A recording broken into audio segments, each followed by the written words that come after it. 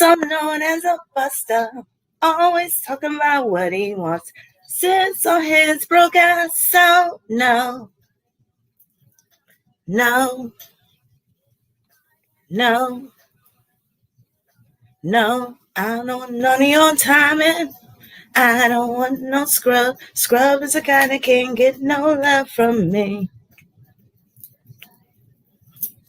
Trying to holler at me. Oh, I see we got a member up in here. Willow Green is a member. Hey, Willow. Members get the first shout outs. What's up, Willow? I don't know if y'all noticed, but there's a join button. I got a join button now. How's everybody doing? Hey, Kritika, how you doing? Blue Hummingbird. Hey. Hey, my bills. So, no. No. Give you mine and no. No. No, I don't want no scrub. Scrub is a guy that can't get no love from me. Trying to holler at me. Hey, Felicia. From me.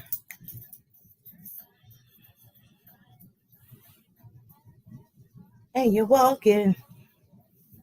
I'm talking to you. With your mama. I'm talking to you. Have a shorty and you don't show love. I'm talking to you. Hey, Veronica.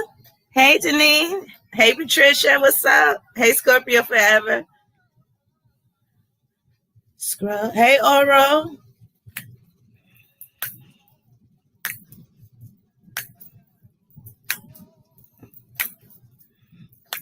Excuse me while I cut a rug real quick.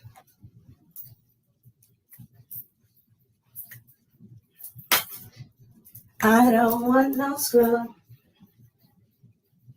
from me. Trying to holler at me. Oh, get no love from me.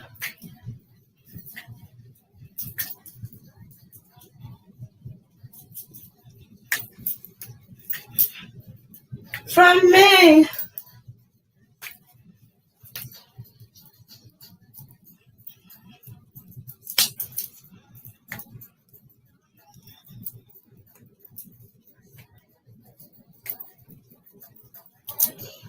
Hey, Tara. Hey, Venus and Libra. Hey, Justin. Hey, Simon. I know Justin ain't a scrub. Hey, SA180. All right, room filling up. Hope everybody's doing well.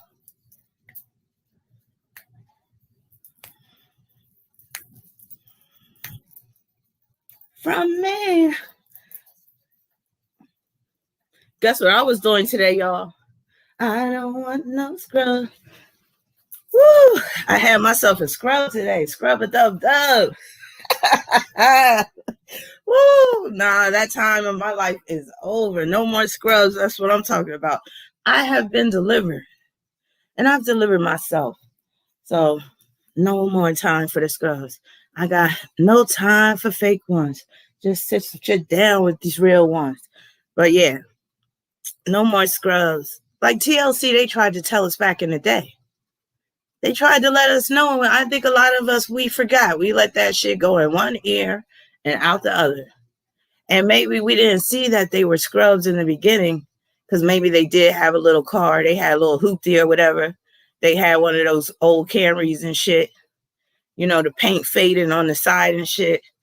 One of the windows don't roll down. But you like, at least he got some wheels. Thank you, Venus. At least he got some wheels, right? You know, he in and out of work, but you like, well, he got some type of work ethic.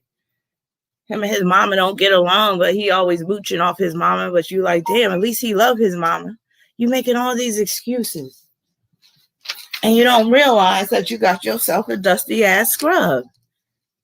You know, one of them old ass sponges that be in the back of your little utility drawer. And that shit get all dried up and all dusty. That's when you realize you got one of them. So I'm here tonight with another episode of Red Flags and Deal Breakers. So before I get into the main topic, I'm going to be waiting for this room to fill up. But I hope everybody's doing well. And again, like I said, If you notice, I have that join button now. So if you want to become a member, you're going to get some special privileges like free one-card readings. Also, celebrity reading requests.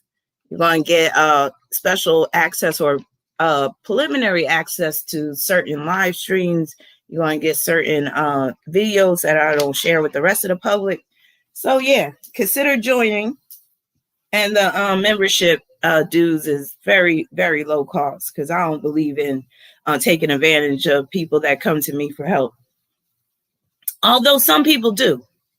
And when I see such a thing, I do kind of shake my head like, damn, you know, people are experts and, you know, they're great at a lot of things. But just because you're great at something, I feel like it doesn't give you the right to do this price gouging and to overcharge people more than what the market rate is going. I'm a business person. I got a business degree. So I'm all about being competitive, number one. But also, I want it where everybody could take advantage of what I have to offer. That's if it's dealing with paid services. So I never really want to price my services. And that's the Sagittarius in me. Hey, Casey. I never want to price my services to the point where the average Joe can't afford them. You know what I'm saying? I just don't want to be that type of person. Now, I can do, specialty services. And for that, I might charge a premium rate. But I don't ever want to become that person where I'm charging these astronomical rates for what I consider to be, number one, a God-given gift, or whatever you want to call God, the divine, or whatever, a divinely inspired gift. So I don't want to cheapen that by charging too much. So those clients who have been with me for a number of years, you'll notice that I haven't raised my prices. I keep them at a certain rate, and I raised a couple of prices for my courses, but for my readings, same price has been like that for years. And because to me, that's the right price. And yeah, in the future with inflation, I might raise them a little bit, but I do well with the prices that I have. And again, they're affordable. They're at a rate. Oh, thank you, my bills. Let me just highlight that comment real quick. Hey, Siobhan, where'd it go? Let me highlight this comment real quick. My bills is one of my long-term clients. And yes, she can attest to the fact that, yes, I keep my prices rather affordable because, again, I want everybody to be able to benefit from this. And even if you got to wait a couple of months and save up some funds, most people that have come to me for readings will agree that it was worth the money. So let me see what you guys say. Callie 92. You said there's an astrologer who charges $500 for a reading and people pay. Yeah, well, that's them. If they want to pay that amount, but I don't think it should take $500 to get some answers dealing with your natal chart. If you want to pay that amount, fine. But I'm not, without trying to toot my horn too much, I will say that I'm one of the best out there in terms of astrologers. So if I can have affordable rates where I'm not charging people $500 for the natal chart reading, I'm just saying. But that to each his own. Some people are more money oriented. I'm not. I love money like the next person. I do have some strong Capricorn energy, but then my Sagittarius energy tends to win out. And I tend to be more about, spirit. And I'm more on the spiritual end. So again, I could never sleep well at night if I was overcharging, or what I feel to be overcharging my clients for readings that, number one, they might be able to get just as good a reading elsewhere for a comparable, or for less. And then there's always a chance you could be wrong. So I don't ever want to be in that situation either, where I'm charging somebody $500 for a 2-hour reading or a 1-hour reading or whatever. And next thing you know, they coming back, because guess what? Those people that charge that high amount, they're going to be getting more refund requests than somebody like me. So just to put that out there. But how many people? We got 56 people up in here. I guess that's enough to get started. Now, I know I've been talking about my Patreon lately, but just going to talk about my Patreon once again. So my Patreon is going well. I think I've had Patreon for about I think a couple of months now, and it's starting to really grow. It's starting to like really get a rhythm, and I'm really enjoying it. We've been having watch parties, so we have another watch party coming up. So if you want to join my Patreon, let me just put that up there real quick. Oh, hold on. Thank you, Tara. So we're gonna be having a Patreon watch party this Saturday night, and we're gonna be watching Eve's Bayou. So I'm looking forward to that, and I know some of my patrons are looking forward to that too. And we're gonna have a commentary about it. Oh, thank you so much, Justin. Actually, I swear I feel like YouTube be shadow banning me sometimes because I'd be like, my subscriber rate, it don't be growing fast enough. And that's another thing. On one hand, I would like more subscribers. But on another hand, thank you, Casey. But on another hand, I don't want too many. I don't want to become those people that where I can't be more one-on-one and more personalized, especially in live streams. I don't like really those live streams where it be thousands of people in the live stream and then the comments be all flying up and you can't read nothing. And the person basically, they can't even, keep track of what people are saying. So having a live stream where there's like 100, 150, 200, I would say 500 max, maybe 1,000 max. Otherwise, I'll get very overwhelmed and I won't even be looking at the chat. Siobhan. So Siobhan is a new member. So again, I just activated that join button. So Siobhan is one of the new members. So Siobhan said, yeah, for $500, you're going to have people who want you to do backflips. Yeah, exactly. They're going to want you to, invent the wheel or reinvent the wheel. Let's see what other members I have in here. We got Siobhan, we got Willow Green. And I think that's it for now. But I got a few more members, so they might show up too. So if I see your name, I'm going to give you a special shout out for being a member. All right. So one card readings. If anybody wants a one card reading tonight, please, I ask that you just wait until the middle part of this live stream. So this live stream, I can't do right with the approximate time length for the live streams. I'm thinking maybe 3 hours live stream tonight. And I really am going to try to cut it. I'm not going to try to do it too long tonight because I got a lot of work to do. I know I always say that, and this story is not going to take too long anyway. But we got some hot topics and current events to talk about real quick. One thing I wanted to do is talk about this dude. So we lost a comedian, and some of y'all know who it is, Paul Mooney. So I'm going to just throw up his picture real quick, and I'm going to pull up his chart, and we could talk about him real quick. So I know a lot of y'all heard about Paul Mooney dying. But he was pretty up there in age. He was like, 83 or so? Let me read about Paul Mooney. I'm going to read about his death. Says, according to TMZ, comedic legend dead at 79. Paul Mooney, the longtime comedian, writer, and actor known best for his work with Richard Pryor, has died from a heart attack. Well, he was a Leo. Leo rules the heart.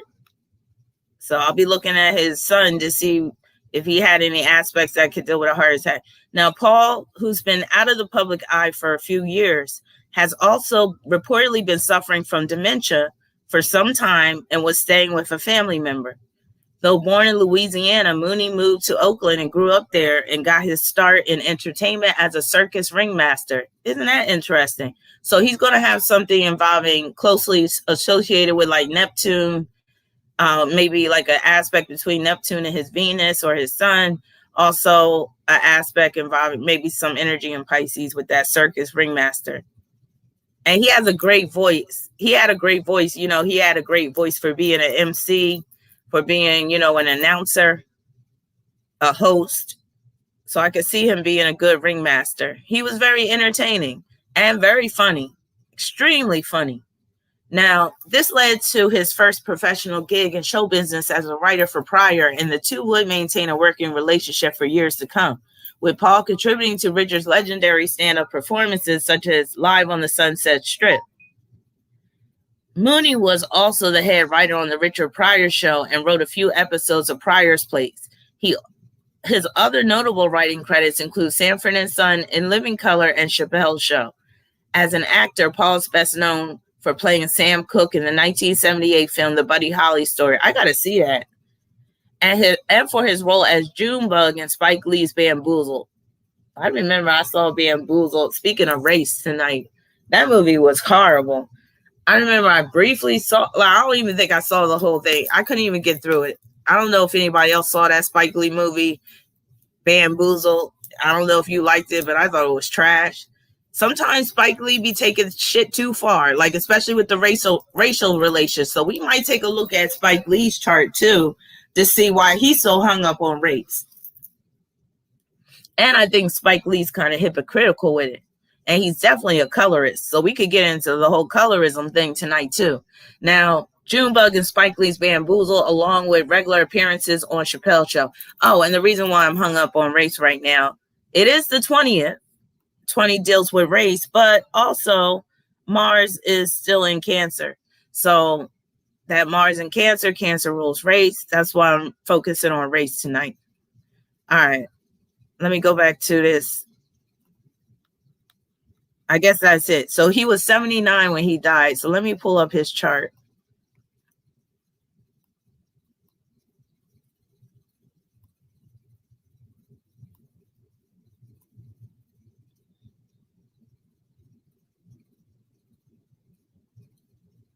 So he was born August 4th,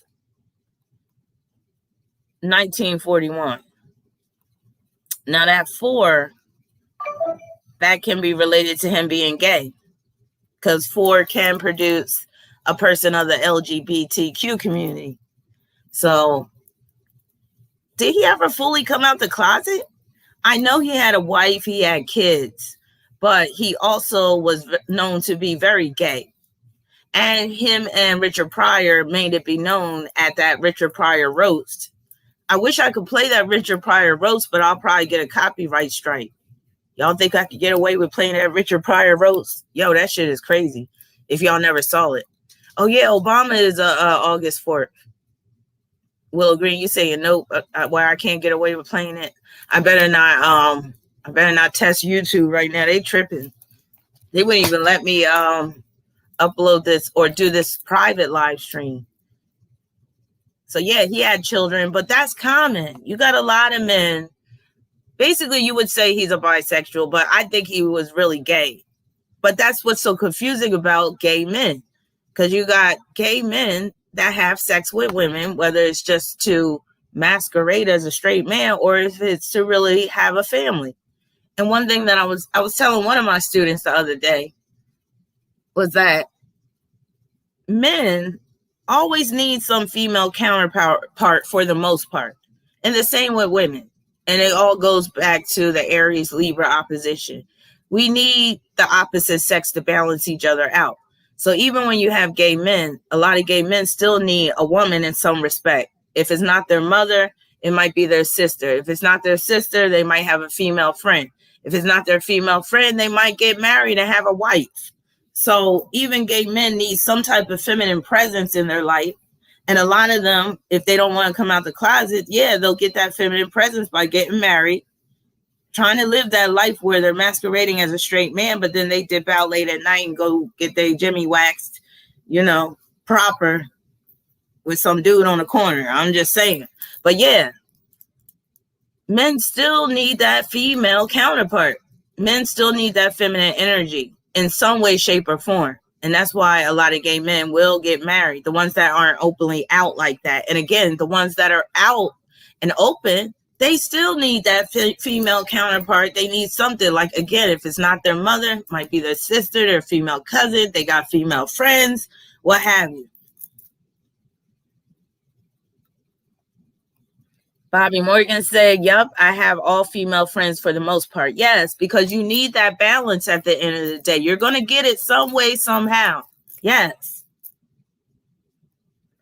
Siobhan said he from the old school. A lot of those men married women. Yes. And they kept what they did with the men in the closet. That's what Michael was talking about. I was listening to that song today. He said, keep it in the closet. What you think he was talking? He wasn't talking about Naomi Campbell.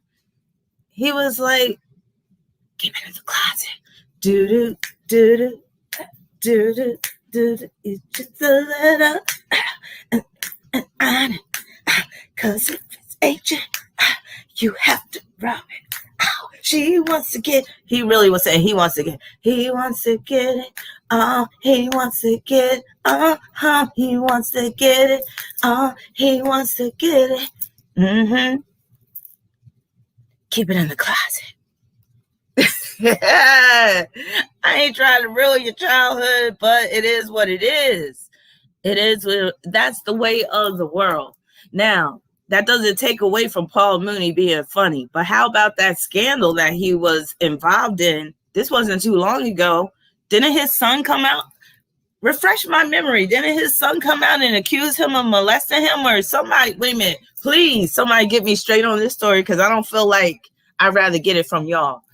Remind me of what happened between Paul Mooney and his son. It had something to do with sexual molestation, Richard Pryor, Paul Mooney, and I can't remember the details. I don't feel like searching for it, so y'all tell me. Because we could look at his chart with that too. Yes. And that was quickly swept under the rug. I think that probably sent Paul Mooney on to his glory a little earlier. Paul Mooney was like, I'll check out now, Lord. He was like, I'll check out now. I don't want to live no more. My son turned against me.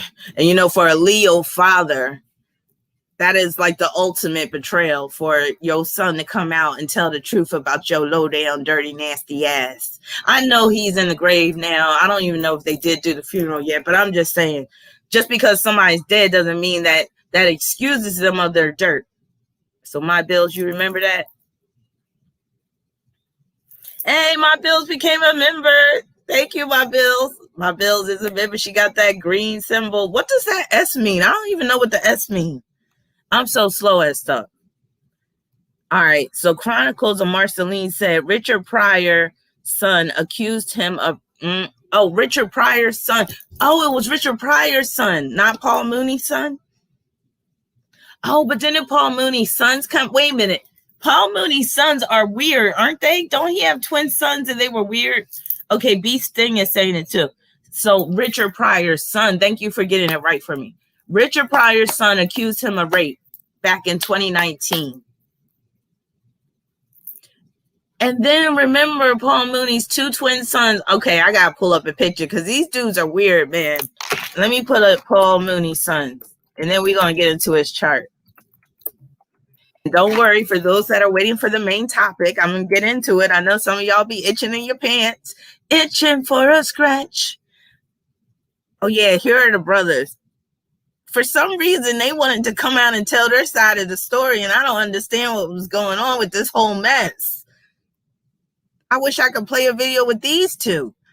So they came to Paul Mooney's defense about this whole situation. Now, these brothers look like they've been tooting on that coke horn for the past couple of decades. Wait till you see a picture of these two. You know, they did come up during that time when that silver spoon was just out there for everybody to just put a little powder on there, put it up their nose. But don't they look like they're some old ass cokeheads? They look like some rejects from the Whispers. And the beat goes on, still moving stone, everlasting. And we began to rise. I'm sorry, but they look like they didn't make the cut with the final audition of the Whispers. And we began to rise. No, but if I could watch that, I wish I could play. I'm scared. YouTube got me shook now. I feel like I can't play no video clips. And we began to rock, steady, rocking to the... Everybody say, rock, steady. But nah, they was rocking steady with that Ready Rock, that crack cocaine all night long. That's what Patricia had. Yes, smoking rock steady, smoking a pipe all night long. That's what I'm talking about. Woo! They missed the tour bus. They was too busy in the bathroom, tooting and booting. Woo! And they missed the tour bus. They also look like the type of twins that into that little ancestral shit. You know what I'm talking about? Honestly, I didn't know that shit was as prevalent as it is until I saw some like gay comic strips, and I saw that role playing shit involving the incestuous relations is kind of prolific. I was just like, God damn. So yeah, they look like them type too, you know, late night, they got it together a little bit. I'm just saying, they grew up in that industry. So I don't think what I'm saying is a little too far-fetched. You'd be surprised what goes on in families, especially between siblings and cousins and all that type of stuff. It's just a whole bunch of wretchedness. But yeah, let's get into Paul Mooney's chart. First, let's pull up a real queenly looking picture of Paul Mooney, because he was a queen now. Oh, here we go right here, honey. This is the toast of the town. And he did have that high sit. Oh, damn, it's a WEB file. Hold on, let me try to find another one. This is him and all his glamour, all his royalty.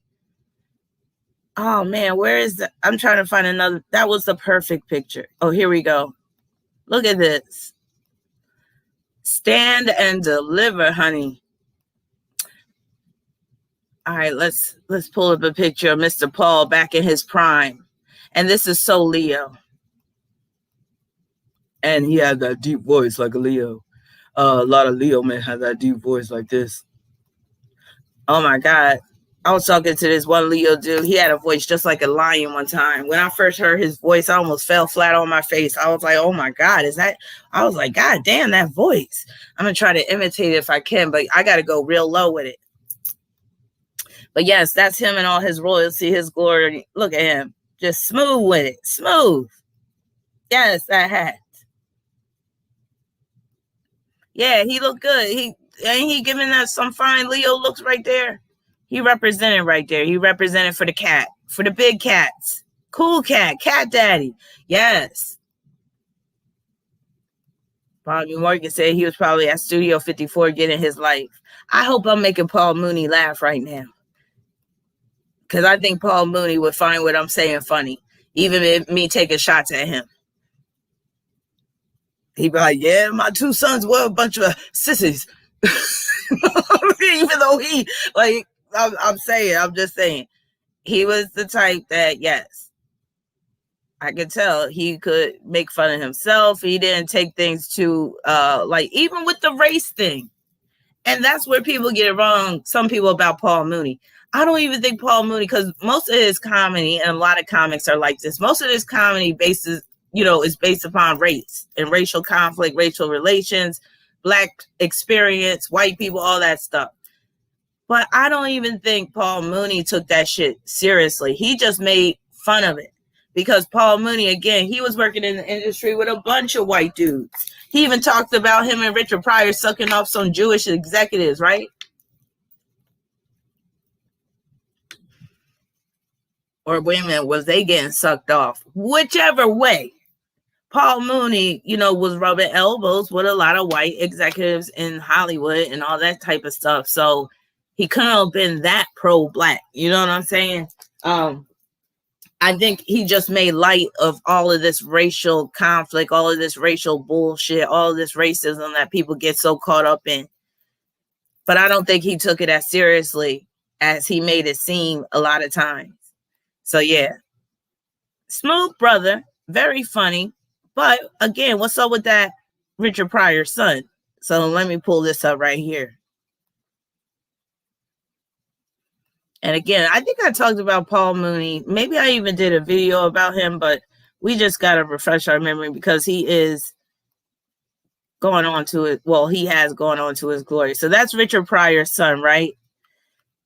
Kind of looks like Richard Pryor. That's Paul Mooney with the what is that, a scarf? He looked like he just got out of bed. Pushing Richard Pryor. And then here's a picture of Richard Pryor and his son back in the day in the middle. So yes, Richard Pryor's son accused Paul Mooney of raping him. Yes, Richard Pryor and Pam Grier were a couple back in the day. And yes, Pam Grier tells of the story where Richard Pryor put cocaine on her hoo-ha. And I think she said she almost had to go to the hospital or something because, I don't know, made her blood pressure rise up or something. But yeah, she was saying Richard was wild like that. But, you know, Richard was a Sagittarius. Sagittarius men are very wild. They down for whatever. And Richard was down for whatever. Richard was always talking about, let me grab your dick. He would say that to a lot of men. I saw a few video clips where that was his funny thing. We might have to look at Richard's chart too, because he would definitely have some red flags in his chart. He was a hot mess, but he was funny. And if you notice, a lot of comedians, they're also like screwed up in the head. They got this tragic, they're like this, but it makes sense because, you know, you've seen that whole dichotomy with the happy face and the sad face side by side when they're talking about, you know, entertainment. So yeah, the comedian under that funny facade is always a sad, broken spirit, it seems. And they use humor to cover it up. It's a wounded individual. I would even venture to say Chiron, the asteroid known as the wounded healer. Chiron can come into play even when it comes to comedy, especially comedy where you're giving somebody the truth, but you're wrapping it up in, you know, humor so that it's easier to digest. Just like you're giving somebody, what did they say? Just a spoonful of sugar makes the medicine go down. What Mary Poppins say? Like Mary Poppins said, just a spoonful of sugar makes the medicine go down. And that's the essence of political comedy. When you're talking about some political subjects, which could be touchy, especially race, but you cloak it in humor. And that's what, you know, comedians do. But, you know, there's that serious side to it again. Arcadia said, yeah, the funniest comedians have traumatic experiences. Yes, exactly. Patricia said, Robin Williams is a perfect example of a funny person who was very depressed. Yes. Bobby said, comedians tell the truth. Yes, and that's why Sagittarius is the comedian of the zodiac. Sagittarius is about the truth, but also comedy as well. So that's one of the best ways to deliver the truth, where you slide it under the door through comedy. All right, so let's get in. Let me just look at Paul Mooney's chart. First, I'm going to point to the aspects that deal with him being a comedian. So he would have something dealing with Jupiter, something dealing with Sagittarius, perhaps. Now, I don't know his birth time because he could be a Sagittarius rising. Who knows? But he does have Jupiter in Gemini, and it's making a sextile with his sun. So that's him being a comedic writer for different actors, different entertainers. There it is right there. So the comedy, he also has Mars, sextile, Jupiter in Gemini. Mars is in Aries. That's him being original with his writing. And that's where he could go off the dome with the jokes. He's one of them people that could just point out people in the crowd and roast them. I love those comedians. The roasters, the ones that could just pick out people in the crowd and just roast the fuck out of them. That's what Paul Mooney had. That Mars in Aries, sextile Jupiter and Gemini. So he was an expert roaster. And again, that's where he could go off the dome with jokes and make people laugh spontaneously with it. And also, again, the originality with the jokes, the originality with writing. Jupiter and Gemini can be a jokester, can be very good at writing jokes.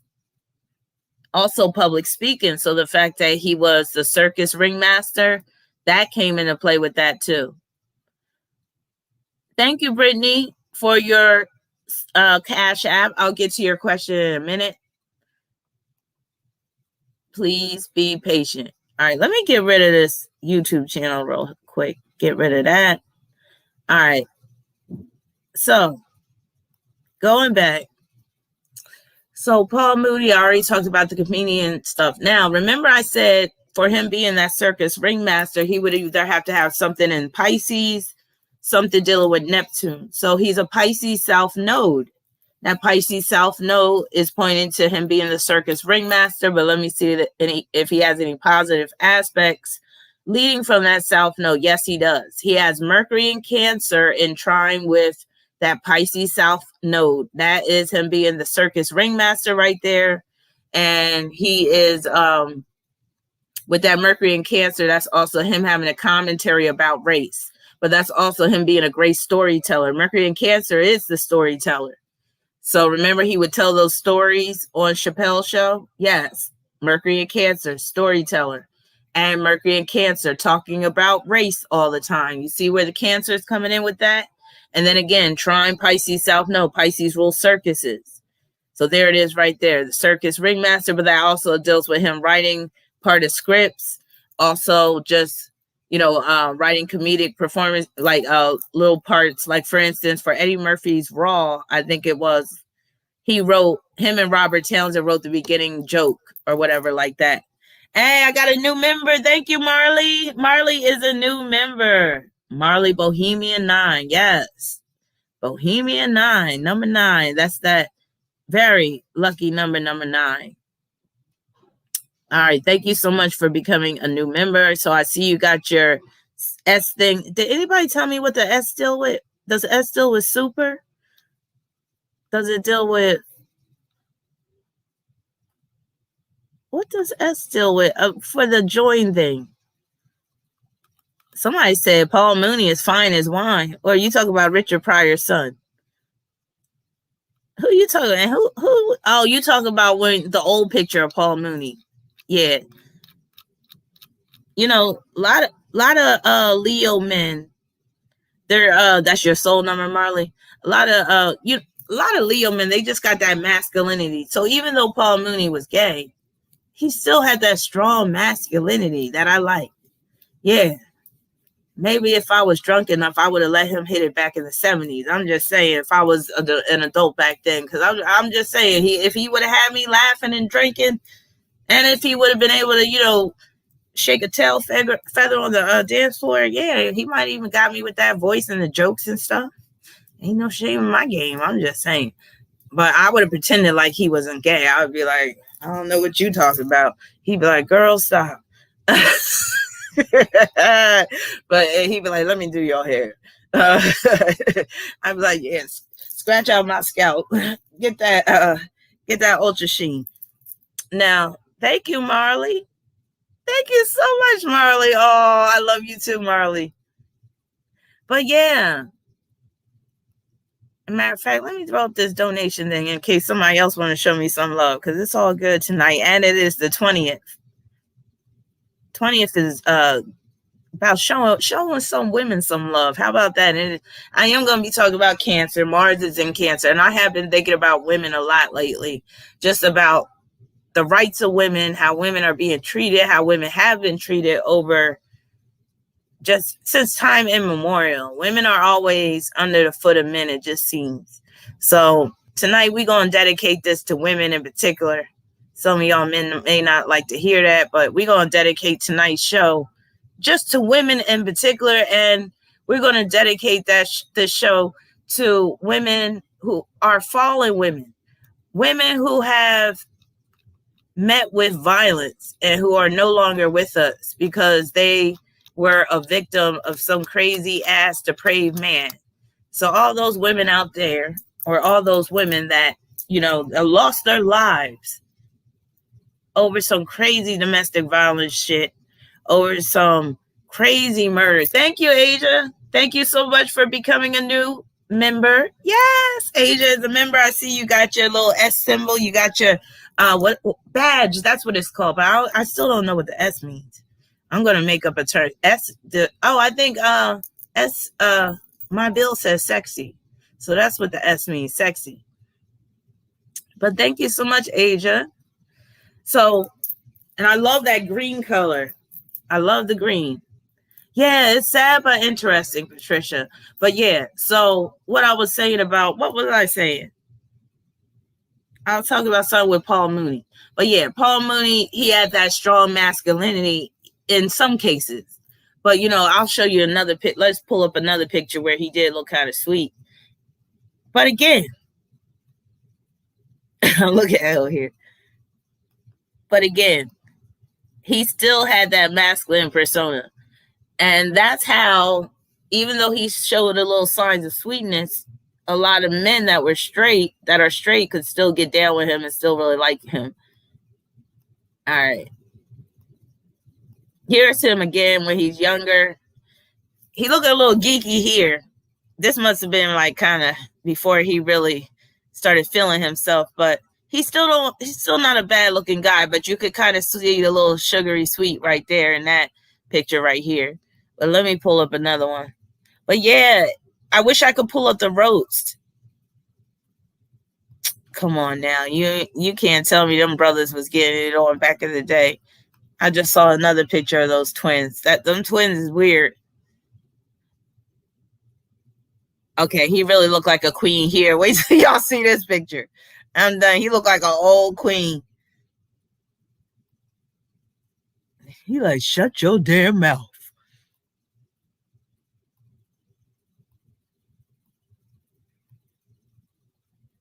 All right. Here you go right here. And then I'm going to talk a little bit more about his aspects, and we're going to move on. We're going to ease on down the road from Paul Mooney. But you see them lips?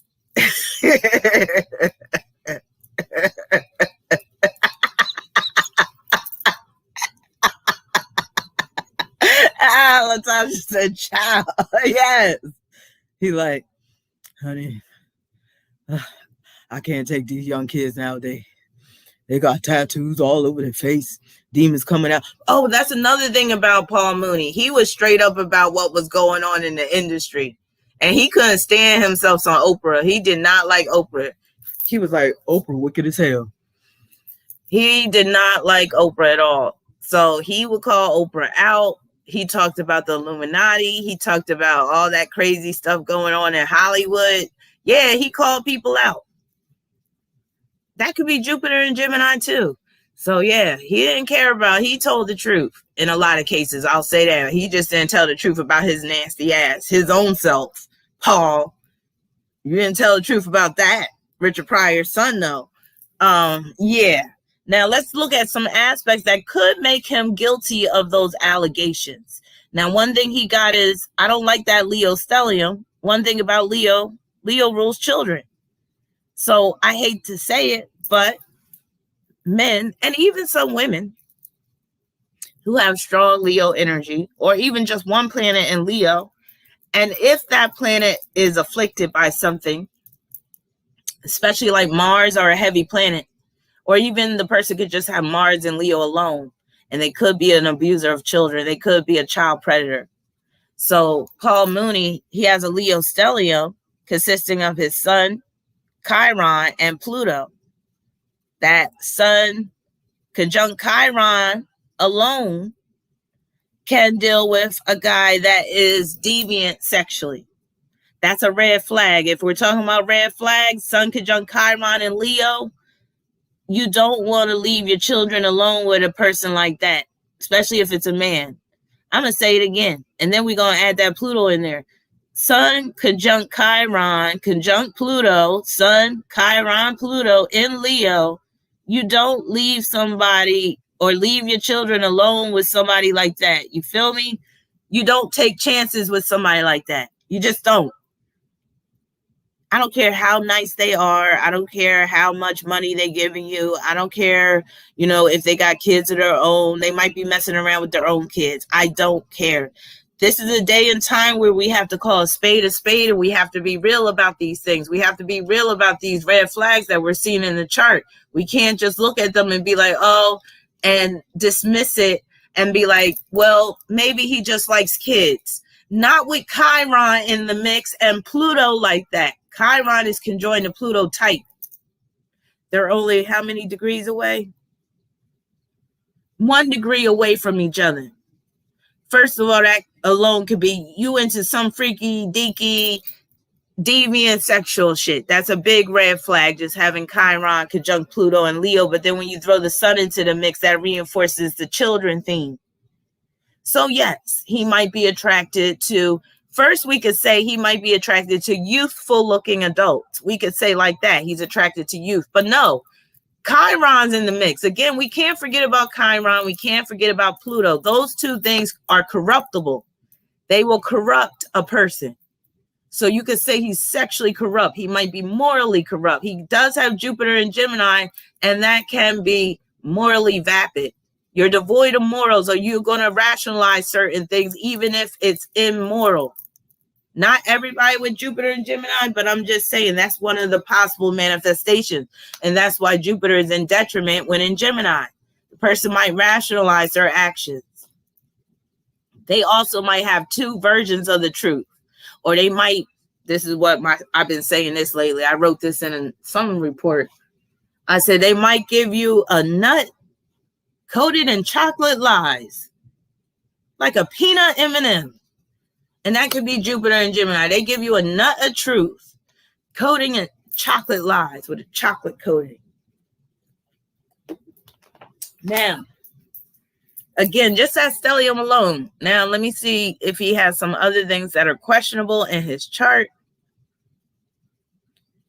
Unfortunately, I don't have his birth time, but he does have, he got Venus square Jupiter in Gemini. Now, that right there is a man that can make, it could be hard for him to be faithful in relationships. That could be a guy that has a roving eye. That could be a guy that basically will go after, or I'll even say can't keep his eyes off of people that are youthful, some innocence, taking away someone's innocence. And it could be by, actually, I'm gonna call a spade a spade. When I see that Venus square Jupiter in Gemini, so his Venus is in Virgo, Jupiter in Gemini. When I see that, that's a grooming aspect. So I see him grooming, like that's him grooming somebody young. And he probably started off by showing Richard Pryor some nasty material, some nasty magazines, because that Jupiter in Gemini. Gemini deals with magazines, publications, books. A lot of times these child predators do groom a child by showing them pornographic material. And they make it, okay. And they're like, see, everybody looks at this. See, I'm just showing you. I'm just teaching you about the birds and the bees. I'm just teaching you about sex. There's nothing wrong with this. See, I got a penis. You got a penis. Look at this. Look what my penis can do. Your penis can do the same thing. Look at this. Look at his penis in the magazine. Look at that. Look at that penis. Look, your penis is different than mine. You don't think these conversations be going on, especially with somebody that got Jupiter and Gemini square and Venus and Virgo, saying all types of inappropriate stuff to people who are not of age to have to hear this type of stuff. So Latasha said that's what Richard's son said. He was groomed.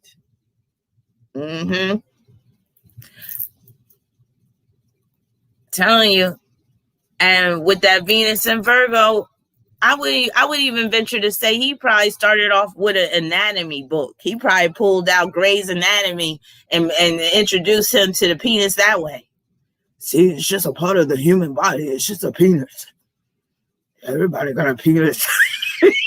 I'm just saying, I'm not making light of this, but this is how these motherfuckers do it. And again, he could have been joking. Miguel said, I've got Jupiter, Virgo, square Venus, and Gemini, and I'm a huge liar. Well, I love your honesty. Well, you ain't lying about that, Miguel. So I love how you can be honest with that. And yes. And again, with that Gemini, that's like you got two versions of the truth, or you'll tell the truth to some people, but then other people, they'll get another version of your story or some shit like that. You put it in categories in terms of who's worthy of hearing the truth. With that Venus square and Jupiter like that. Hey, Ray Resource Nurse. We got another member that showed up. Ray Resource Nurse. Hey, that's what I'm saying. But yeah. But also, let me see what else is going on that's quite questionable in his chart. He got Neptune conjoined to that North Node in Virgo. Now, that deals with him being in the film industry and him basically doing assistant level work. So him assisting, because Virgo is the assistant, But that kind of reinforces what I said about him basically showing pornographic material to minors. Because basically, when you see Virgo, think of the term minor. You're not of age yet. And then one more thing I want to look at with Paul Mooney before I let him go. Before I let go. Before I let you go away. Can I get a kiss? Good night. That was Blackstreet. That was my shit. Before I let you go away. Can I get a kiss? Good night. All right. Paul Mooney has Uranus running parallel to Eros.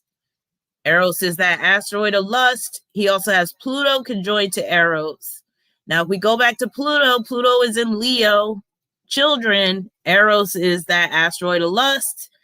There it is right there. And then the Uranus, that's his friend, Richard. So him lusting after his friend's son. Why? Because Eros is in Leo. So he has it. So he ain't lying. Oh, and there it is. Mercury conjunct to Niobe. So Niobe is an asteroid that could deal with painful circumstances involving a child, tragic circumstances involving a child. So that could be his own twisted twin sons because they twisted as hell, but it can also deal with Richard Pryor's son as well and how he broke his son. He broke his son's spirit at an early age. He took away his innocence, all that stuff. So while I can celebrate Paul Mooney in terms of his work, I can't celebrate Paul Mooney as the man because from what I'm seeing in his chart, yeah, he was one of those child predators, whether he just did it with Richard Pryor's son or if he did it with others. I would think that he did it with others. He was just one of those men that knew how to keep shit in the closet, Pisces South Node. I just don't trust a lot of men that got Pisces South Nodes. A lot of times they're hiding some shit. A lot of times they into some twisted shit. Okay, so let's move on. Now, we got to get into this Terrell Rhodes situation, but I'm hoping that somebody has a birthday for him because I was looking for his birthday and I don't have enough time to really look for. Oh, look at those lips. Oh my God. Shame coming out the house looking like that. Oh my God. Speaking of scrubs, let me just pull this guy's picture up. Now, did y'all hear about this story? His name is Terrell Rhodes, and he killed his girlfriend's 2-year-old son, I think. I'm going to read the story.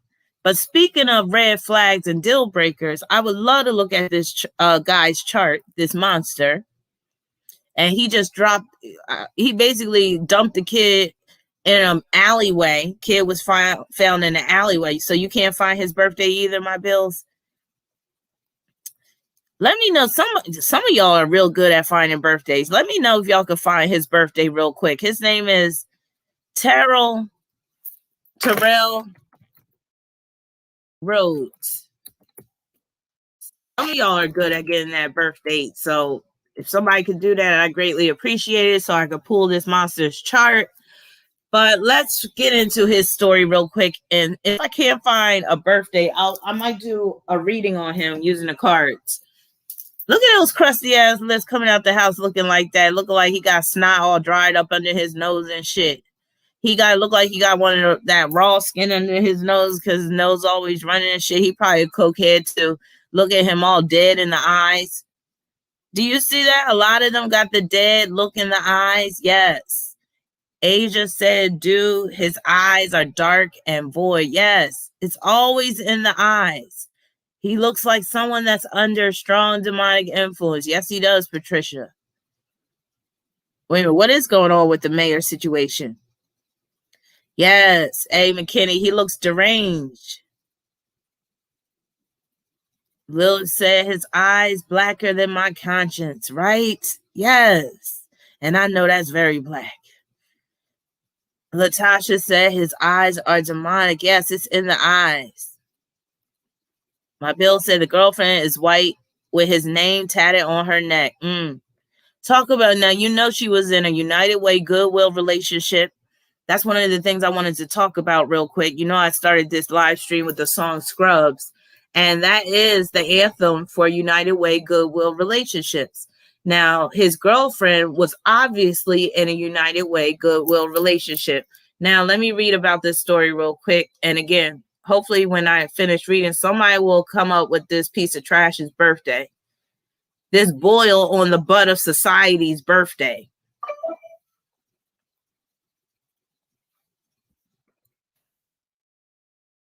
All right.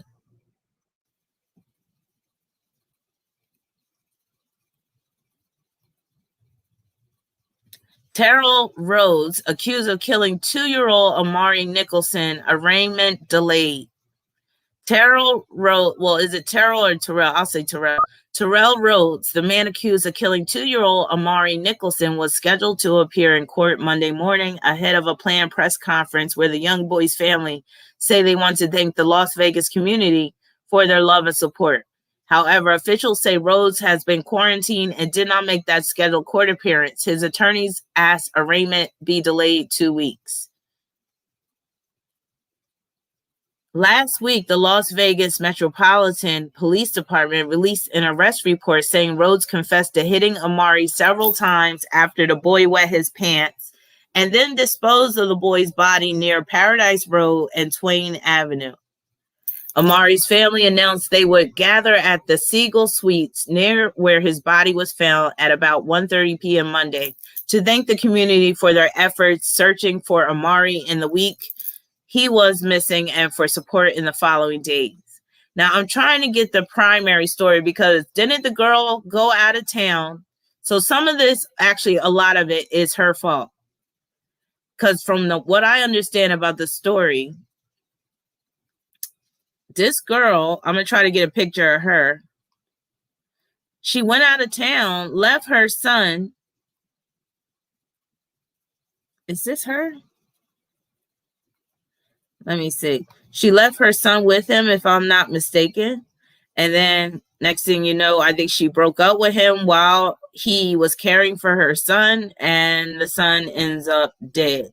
I guess he got mad and took it out on her son.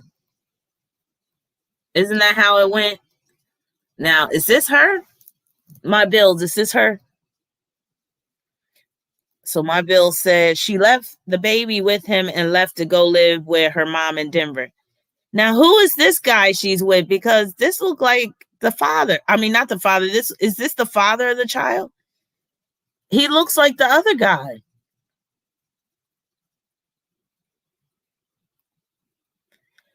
Purple Rose said, yeah, she went to Colorado to take care of her mother. Well, why wouldn't she bring her child with her? Who does that? Especially if you're going to see your mother, wouldn't your mother want to see her grandson? Why would you leave your child alone with your boyfriend and you're thinking about breaking up with him anyway? Yeah, Virgo Black, what was she thinking? Agent Nicole said it's 100% her fault. Who the fuck does it? Yeah, let's put 100% on this chick. It's her fault. Because again, you went to take care of your mother. The most natural thing would be to take your baby with you. Why would you leave your baby, not even the father of your child, leave your baby, you going out of town? Who the fuck does that? Yes. Purple Rose said that's the killer. Is that why they got a microphone right here then? I don't understand. I'm confused. Is that the killer? Why were they being interviewed? Oh, wait a minute. So she was standing by his side after he killed the baby? Wait, y'all gonna have to tell me this story. So this is when she didn't know that he killed her son? She should be charged with neglect at the very least. He has been charged with murder already. And she knew at the time? Exactly. Her mother bought a ticket for this chick and the son to move to Colorado.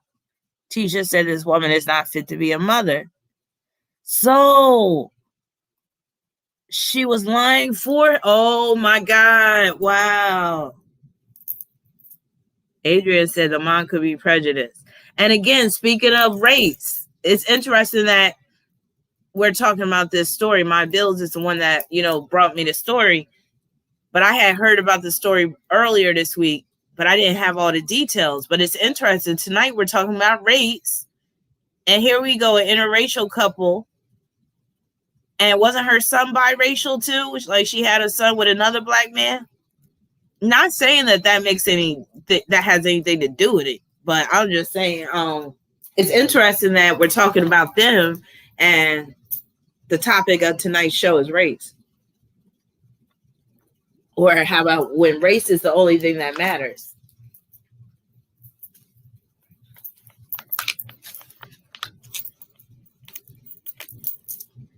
So my bill said, tried to take the officer's gun when interviewed. Oh, shit.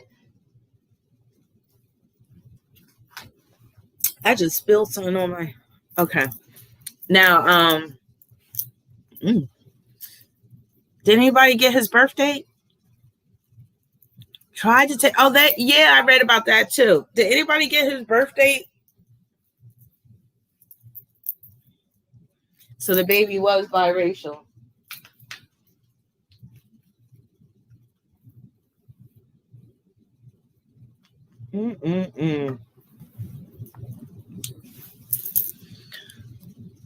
Benita Applebum says some white mothers do not like their biracial kids. That is true.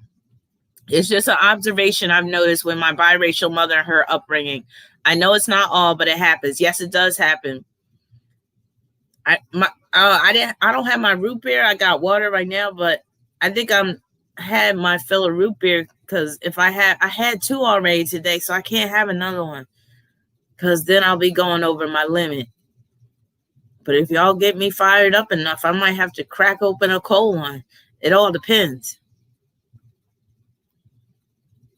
But thanks for looking out for me, Bobby, with the root beer, for real. Now, my bill said, I've been searching for a birthday for days now, nothing. Yeah, why can't we find this piece of shit's birthday? All right, what sign do y'all think he is? Okay, what am I getting from him? What vibes am I getting? It's coming to me. Wait a minute, let me look at this other picture. I'm getting a little Capricorn from him, but not all the way. Like, I don't see Capricorn sun, but I'm seeing a little bit. Like, he could be a Cap rising, and that would make sense with the punishment theme. Him punishing that child like that, going too far in terms of punishment. Capricorn risings can be like that, but he got something else going on. Annie, you feel me with the Capricorn energy? I can see a combination like that, Paul Michael, Capricorn and Gemini, yes. So he probably is a Gemini. He might be a Gemini sun, Capricorn rising, and then Chronicle says Sag moon. That could play out. That could fit, even though I'm not really seeing Sag in him. But the Sag moon would deal with him going out of control with the violence. Tara, I thought about Pisces. I was thinking, I can kind of see a little Pisces too up in there.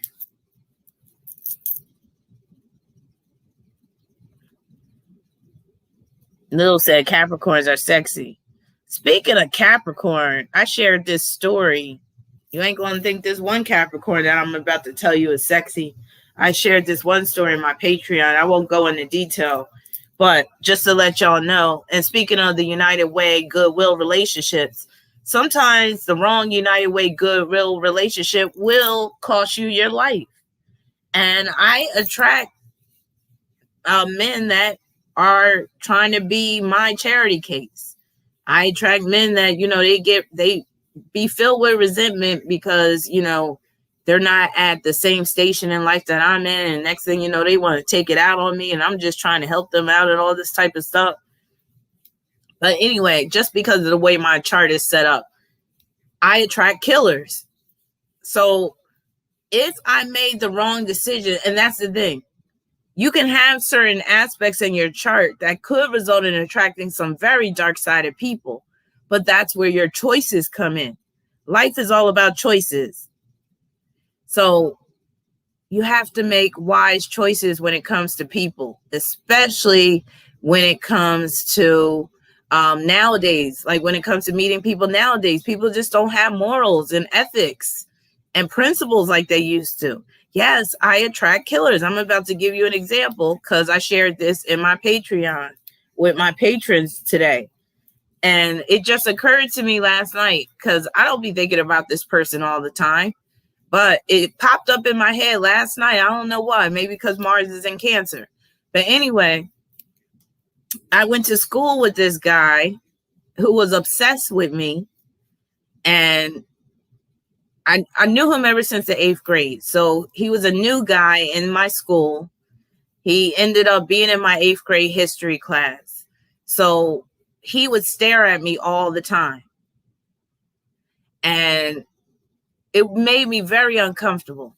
And we had, hey, Christina, how you doing? And we have some aspects between our charts that pointed at, first of all, my Mars is conjoined to his Gemini South Node. But yeah, in history class, he would stare at me all the time, and it made me uncomfortable. And of course, after a while, we got to know each other, and we would, he became like a junior high school associate. And there was times where we hung out a few times. I never had any type of attraction to him, but he was a funny guy. He was a Capricorn, had an Aquarius stellium, and had Aquarius moon, Venus in Aquarius, but he was a Capricorn. I don't know his time of birth. But yeah, he was a jokey type of guy, but he was weird at the same time. There was something very weird about him. So I never allowed myself to get too close to him. But I remember a couple of times we did hang out, and a couple of times it was just me and him. So one day, me and him, we're just walking down the street. I think we were walking to his house or something. And he just grabs me out of the blue and sucks on my neck so hard that he leaves a hickey on it. Mind you, again, I had told him that, we're just friends. I don't like you like that. But he was always trying to push up on me anyway. And I would always reiterate to him, like, look, we're just friends. Well, one day we're walking down the street again, grabs me up and sucks on my neck extra hard. He had Mars and Taurus, so he's all focused on the neck. Sucked on my neck extra hard, gave me a hickey. Pissed me the fuck off because I'm like, what is my mom going to say when she see this? But anyway, to make the long story short, years later in 2010, one of my old Facebook friends from high school sends me this news article about him basically murdering 3 people, and he ended up killing himself. So he was a murder-suicide case. So that's what I mean. And he's not the first killer I've attracted. I'll just leave it at that. But yeah, I attract killers. That's why I just want to be single for the rest of my life. Because even if I quote unquote level up, I'll be the type of a chick that's on one of those documentaries probably where, yeah, I get with the rich guy, but he kills me because of what's in my chart. And this guy's Pluto was squaring my ascendant. So if I would have got into a relationship with him, it could have been me being killed or maybe put in the hospital instead of his girlfriend that he killed. So he killed his girlfriend, her son, and his girlfriend's brother. Then he hung himself on a high wire pole, like on one of them electrical poles. He hung himself on a goddamn pole. Now, he has some red flags in his chart, and I damn sure must have picked up on it because, again, he wasn't a bad-looking dude, but he was just too weird for my taste, and it was just something about him that I was like, nah, fuck that. Thank you, Miguel, for your super chat. Miguel said a wicked woman is given as a portion to a wicked man. Are you trying to say I'm a wicked man? I mean, I'm a wicked woman, Miguel? Is that what you're trying to say? But anyway, yeah. So at this point in my life, I'm not taking any chances. The next man I get with might kill me. I'm going to be like, are you the one? He going to be like, what do you mean? I'm like, are you the one? He going to be like, are you the one that's really going to do me in this time? Are you the one that's going to send me 6 feet under? Because just get it over with now. We can just have it out now. Because, yeah. So any guy that I get with that's my age, his Pluto is going to be squaring my ascendant because Pluto squares my ascendant in my natal chart. So if I'm smart, number one, I'm not going to get with any guy that is my age or even a year older or a year younger than me. because if my Lilith is in my asteroid Lilith is in Scorpio, my black moon Lilith is in Aries. So I got two violent Liliths. So you see what I'm saying? Both of my Liliths are violent. So and very problematic. So when, hey Beverly, so when I say I'm pretty much done with the dating, I'm one of those people I can't date. If I date, I probably will end up in some dumpster. You know what I'm saying? I'm one of them type where I could really truly be one of those women in the documentary where a man done kill her. So that's why I don't play around. That's a big reason why I'm a loner. And you know, I got plenty of stories, but I haven't even told y'all the half of some of what has happened to me. So again, when I give y'all these red flags and deal breakers, I'm speaking from some of this, I'm speaking from experience. Now, the guy that I'm talking about that had the triple murder and he ended up committing suicide, he was a Capricorn. He had Sun square Pluto. That is a red flag. Sun square Pluto. A lot of guys that have murder charges have Sun square Pluto, or I say death surrounds that person. Also, this could be a person that has nothing to lose. So when they snap, they really snap because they don't have nothing to lose. This is a person that, and again, this is not everybody, but I've seen people that have Sun square Pluto and they're hated from the time they're a child. Now, I'm not excusing what people do that has Sun square Pluto, but you got to understand where it comes from. And it can't even say, yeah, maybe they were born with some demon on them. And maybe that's why people just don't like the person, even when they're a child. So Sun square Pluto that could deal with, yeah, person is receiving hate from early on, maybe even from day one. It could have came from the father. Father could have been like, why you had that baby? You should have aborted him. I don't want that child. Do you get what I'm saying? Because the sun deals with the father. So if somebody has Sun square Pluto in their chart, that could be, yeah, your father didn't even want you. He told your mom that, she should have got rid of you. Or he might have denied you. He might have said, that's not my son. I'm not going to take care of that son. Or, avoidance of fatherhood. Siobhan got Sun square Pluto. Yeah. Now, since you have Sun square Pluto, that's the thing with women. Women that have Sun square Pluto, that is usually going to play out with your children. It's also going to play out with the men you attract. It's not going to really deal with you yourself in terms of your character, your personality, because that sun energy is more so children and men. So a lot of times women that have Sun square Pluto, yeah, you could attract some really dark-sided men. You can also have some challenges with children, whether it comes to having them, raising them, what have you. So that's one of the red flags that you really need to take notice of when you meet a guy. And especially if you have Sun square Pluto in your natal chart and you meet a guy and he has Sun square Pluto, that's just too much. Don't even go there. Like, you're really asking for it. All right, so let's get into this, and because enough of this guy and these crazy too. So basically, we can just already admit this is a match made in hell. The devil is having, a good time right now. Looking at these people saying, "Well done."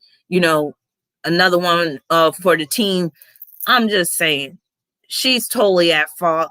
She probably didn't want her child, and not every woman that gives birth is meant to be a mother. Not every woman that gives birth, of course, is fit to be a mother. And she definitely seems like the type.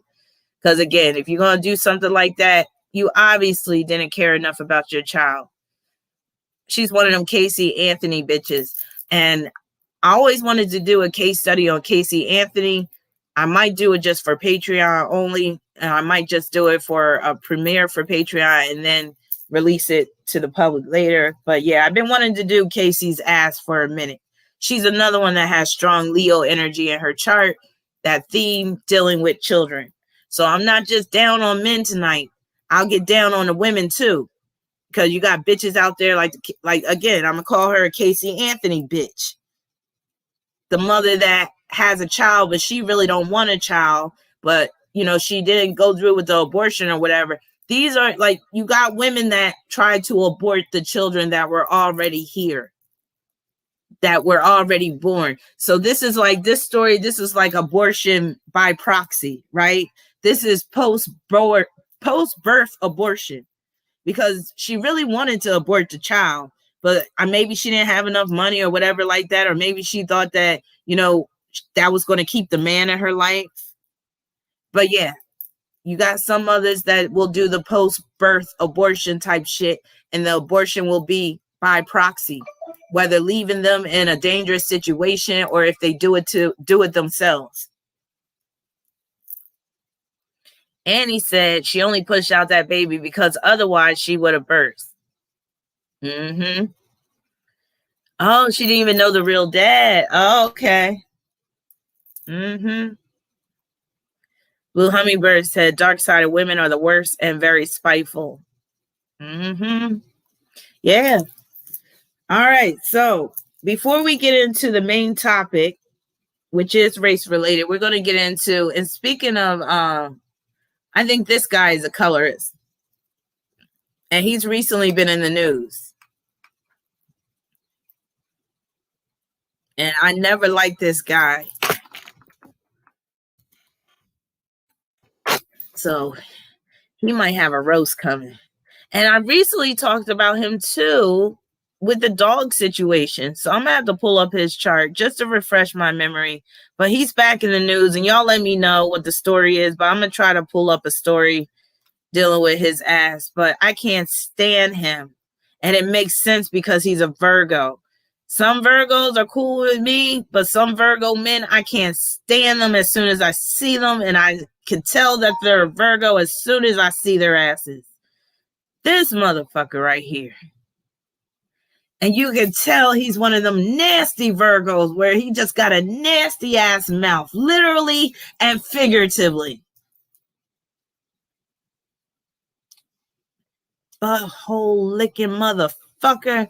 I'm just saying, he be all up on his dog's ass. Because that was the latest story before this current situation with, I got to pull this picture up because he looked like a straight up clown here. That other picture, oh, damn, of course it's a WEB file. I hate when they do that shit. I hate that beard of his, too. Speaking of beards, we got to get in on this stuff for a minute. Oh, my God, we got to go to this first. Joe, hold off on Joe for a minute. I forgot to talk about this, and I got to pull up brother's chart because I just saw this the other day, and I was just floored. And I didn't even know this was a thing. But Joe Budden's beard, he made me think of this dude. And I'm about to sing his song. You wore these jeans, girl, you wore these jeans, and you made a son wanna cry something terrible. I gotta know, all I wanna know is there. All right, let me see. Tell me, is there any more room for me in those jeans? Now, somebody said Genuine had a lace front beard. Is that true? Tell me, is there any more room for me in that beard? Tell me, is there any more room for me? Is that a lace front beard? Is that the thing now? Look, let me show y'all this other picture of Genuine. Basically, they're saying Genuine got a lace front beard. And this is the new trend with men now. These men are out of control, y'all. Men are out of control with the primping and the pampering, and they want to be as pretty as women nowadays. My whole life has changed since you came in. I knew back then you were that special one, so deep in love. You made my life complete. You are so sweet, no one can beat. God, you came into my life. You wrapped me with your love. For you I am Look, what the fuck is that? What the hell in black tarp, astroturf, fuzzy slipper shit he got on his damn chin? My whole life has changed since you came in. Now dudes, it's perm and beards now, y'all. What the hell is going on with Genuine? I'm gonna have to pull his chart. You were that special one, so deep in love. Remy hair, right? What the hell is going on? I bet you he had a shower cap on that beard earlier. He took the shower cap on and then snapped the picture real quick. What is going on? Is he losing his mind or what? And then I'm not too crazy about that hair on top either. Bill said it looks like roadkill. Lovely Gardenia said it looked like old permed ends. Yes, it does. Like the perm that where he need to snip that shit off, but he's still trying to maintain some length. Come on, Genuine. I ain't gonna admit, he's aging pretty well, but that hair, I don't know. Maybe he's having a midlife crisis, identity crisis. But let me see if I got his chart in my files. If you're horny, let's do it. Ride it, my pony, my saddle's waiting, coming, jump on it. Of course, I don't have his chart. I gotta get his birthday. Hold on.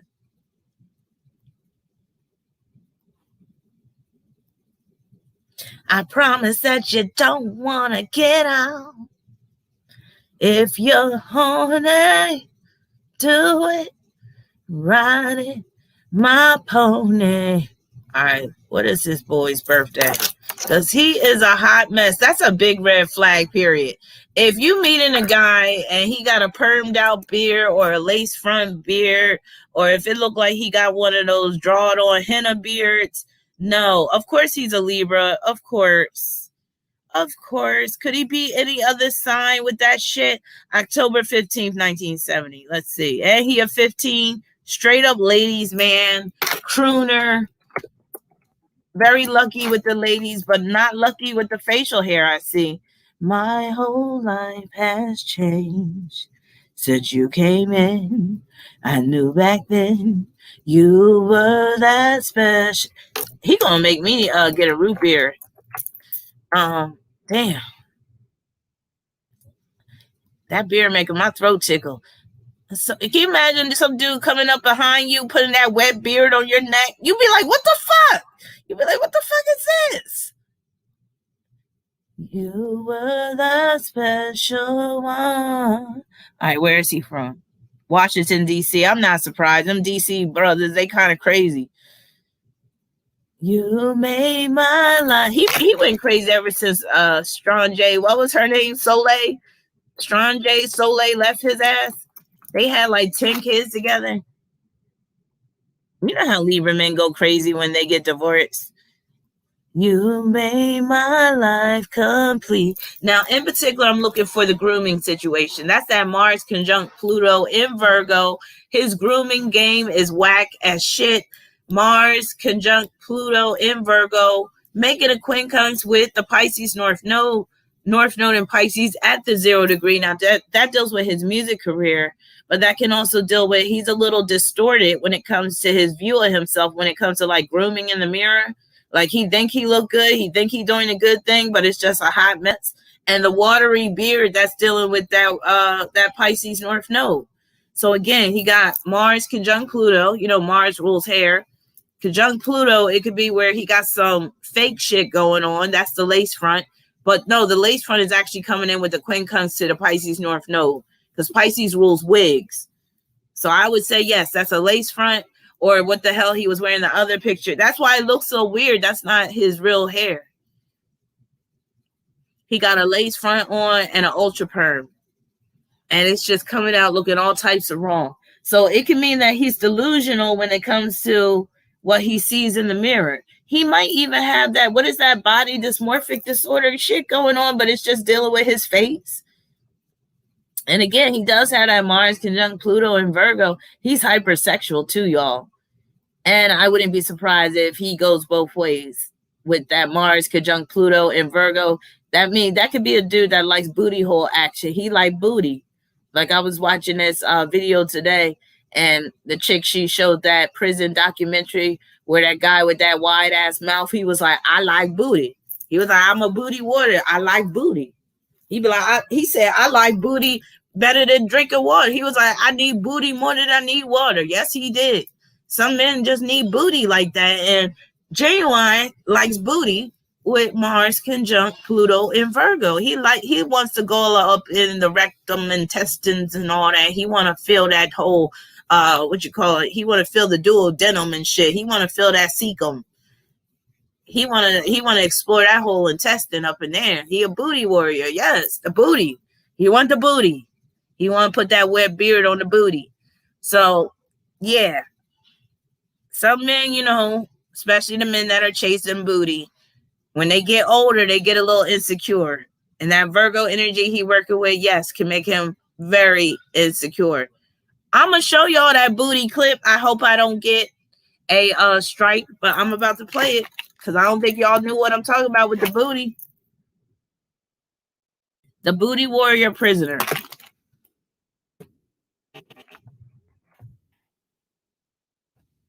I'm going to have to speed it up. And we ain't going to play it all. But y'all think I'm playing about this booty? Some men got to have a booty. And I see this. I wish I had this guy's chart because I'm sure he got like Mars conjunct Pluto like that too, where that's why he's saying he needs the booty so much. So I'm about to show y'all what I mean. He got a wide ass mouth too, so I know he like to put his mouth all around the booty hole. Raw Booty Warrior Fleece Johnson, that's his name. Maybe I can find his birth date.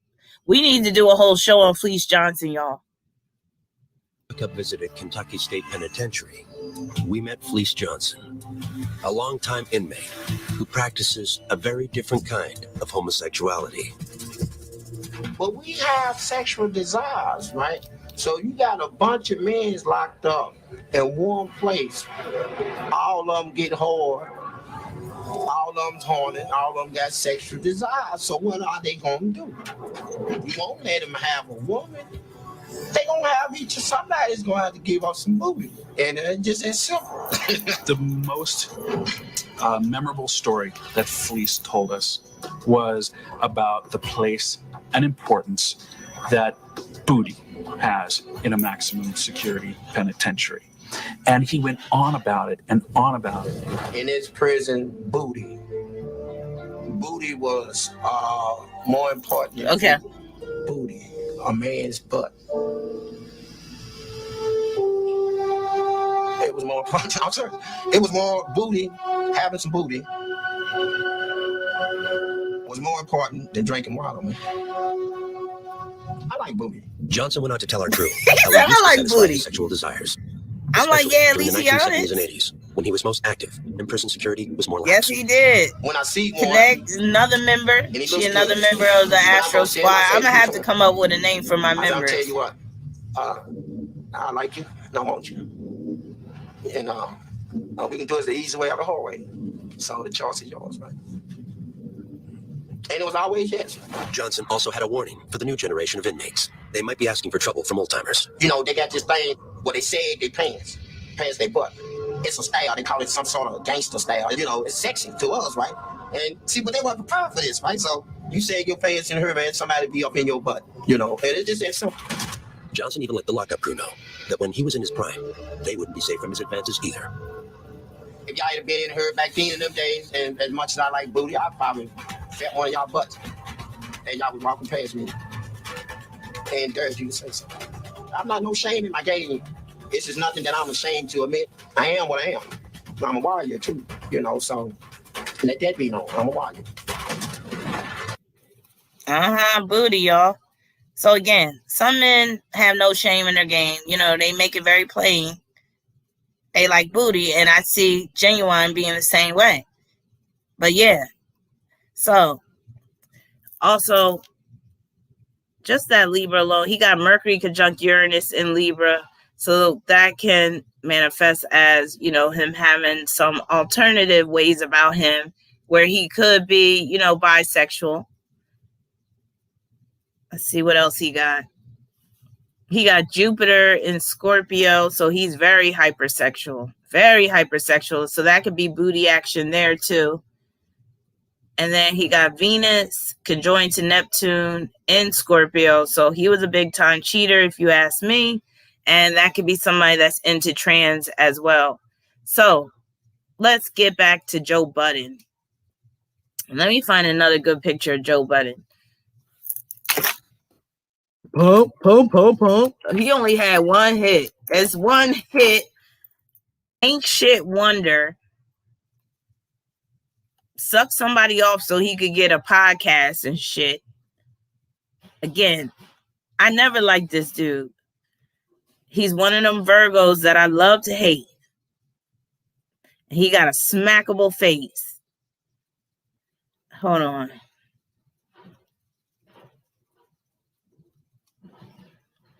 I'm trying to find a real good picture of him that really characterized. And again, I think he's another one that's on the DL.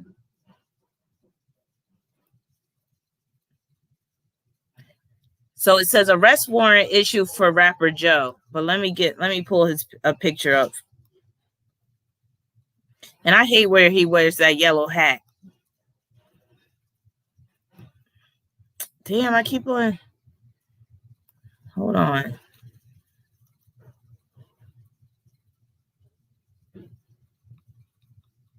And wasn't he abusive towards a woman?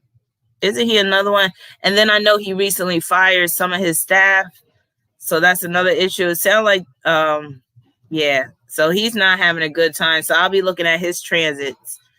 Yeah, I don't like those hats he be wearing. He look corny with these hats. So let me pull up this picture of him real quick.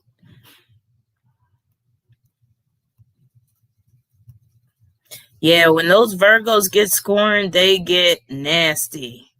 So he did beat his girl's ass. Yeah, he had this situation where he was talking about, he was like, yeah, I be playing with my dog sexually or something. He was like, he be playing with his dog's little, I don't even want to say it. He be playing with his dog's private parts. And he tried to say, well, everybody does it. See, most people don't even know who this fool is. Venus Libra said, who is he? Hey, Cameron. So Joe Budden, let me just read about what's going on with this guy. He's always finding himself in some type of drama. So Joe Budden hit with sexual harassment allegations from DJ Olivia Dope. Joe Budden and the demise of the Joe Budden podcast have been heavy topics of conversation over the past week. But now the infamous talking head and former Slaughterhouse MC is facing another controversy. On Monday morning, May 17th, DJ and podcast host Olivia Dope posted a 26-minute Instagram video accusing Budden of sexual harassment, which she says happened during episode 16 of the Thing Is podcast on Joe Budden Network. According to Olivia, Budden made numerous sexual advancements towards Olivia while on the show. On January 18, 2021, Joe Budden sat in on a recording of the female-led podcast I was a part of and continuously made sexual suggestive remarks to me that made me extremely uncomfortable as well as fearful of dampening the mood if I didn't laugh along while he made those sexual remarks to me, she said. Those moments not only live on the internet forever, it also forced me into the decision of quitting the podcast. It was traumatizing, embarrassing, and I've decided that I have to actually speak up because not only was it important for me to walk away from it, it is also important for me to speak up to let others know this probably wouldn't be the best situation for you to enter into working with this person. She added in the caption, why I quit the Joe Budden Network, episode 16 of See the Thing Is, was the final straw of 3 months on the JBN. It took a lot to get to this point to speak up, but the healing begins now. All right. So he must have did her really dirty. I think it probably has to do with more than just him making these sexual advances. You never know. They could have had a sexual affair. He might have did her dirty. If they didn't have a sexual affair, then maybe he did her dirty after talking dirty to her or whatever. But yeah, I'm wondering what's going on with this situation. I'm thinking there's probably a little bit more to the story. Olivia Dope went on to note every minute mark that needed an edit because Joe Budden had said something inappropriate. Pointing to minute 1434, she said, there's an editing in the recording because Joe says him and I should speak more because he been wanting to fuck me since we've met. First of all, that's that dark side of Virgo shit. Dark side of Virgo, they lack self-control. So if they're in a position of power and they are sexually attracted to you, they're going to have a hard time maintaining that control, that professionalism. He's going to break his character, and that's exactly what he did with her. So he couldn't even maintain professionalism because he's so hard on, he has such a hard on for this chick. So that's that classic dark side of Virgo man shit. So I'm not surprised, but let me read on. And they can be very graphic with, them having with their sexual advances. So everyone in the studio laughed uncomfortably while one of my co-hosts confirmed that to be true. And actually, that's how I ended up blocking this Virgo in my group. Not in my group. I blocked him from messaging me because he did the same shit. He was able to maintain professionalism with me, I'll say for about a year. And then one day he cracked. He couldn't take it. And he broke down and he sent me a message with like, you know what? I always wanted to fuck you. Block. I'm like, oh, you done fucked up now. Because I was thinking about blocking his ass anyway. And then it took him to say that I always wanted to fuck you. That I was like, okay, block. So yeah. Some of them dark side of Virgos, they can't control themselves. So she also highlighted minute 1926, noting another edit happens because Joe makes another suggestion to having sex with me. What is shown right after this is me closing my eyes, saying no, and then he says, never mind. Elsewhere in the Instagram video, Olivia talks about minutes 31:42 to 35, in which Joe Budden made her feel like she was in a hostile work environment by letting her co-host know she's carrying the group because they don't dress sexy enough.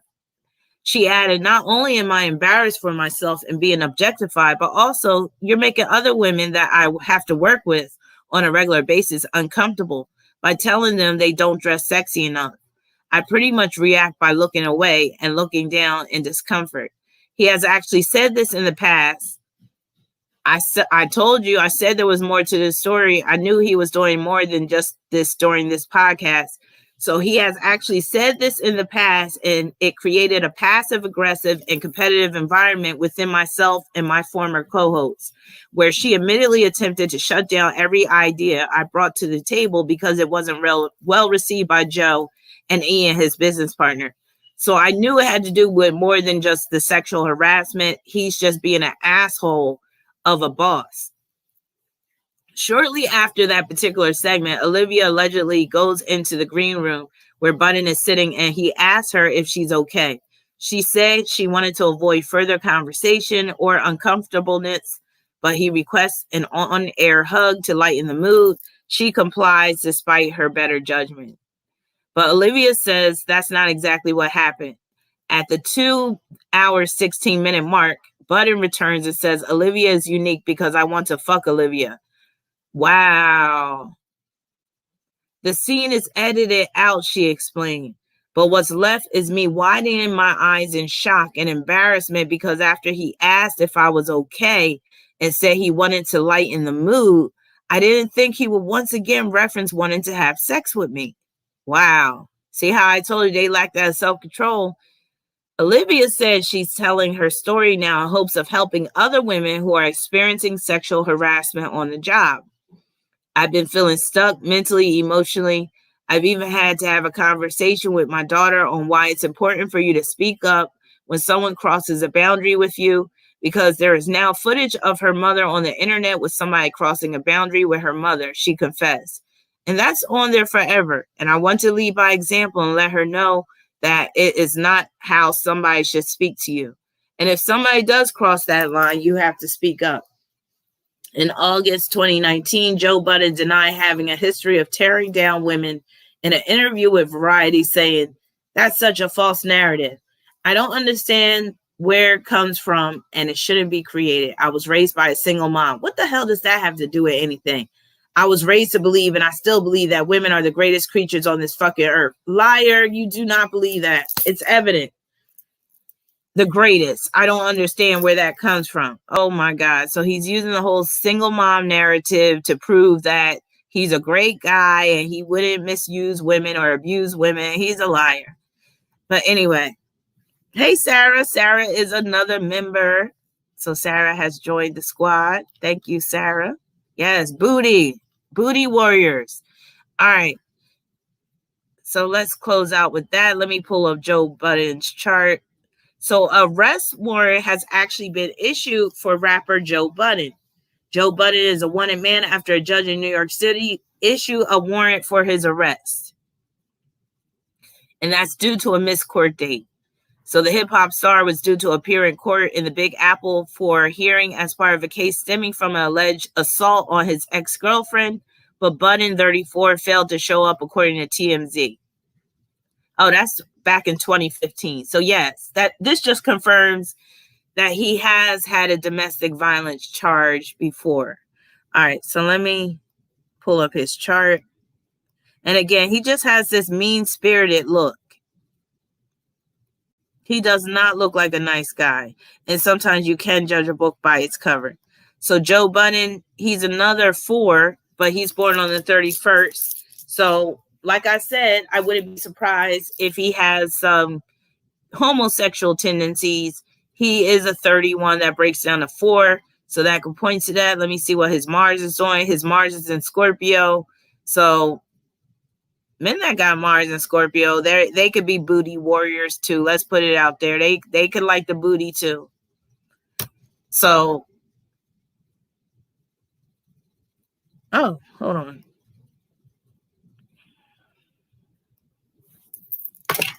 Just 1 second, y'all. I gotta respond to this email.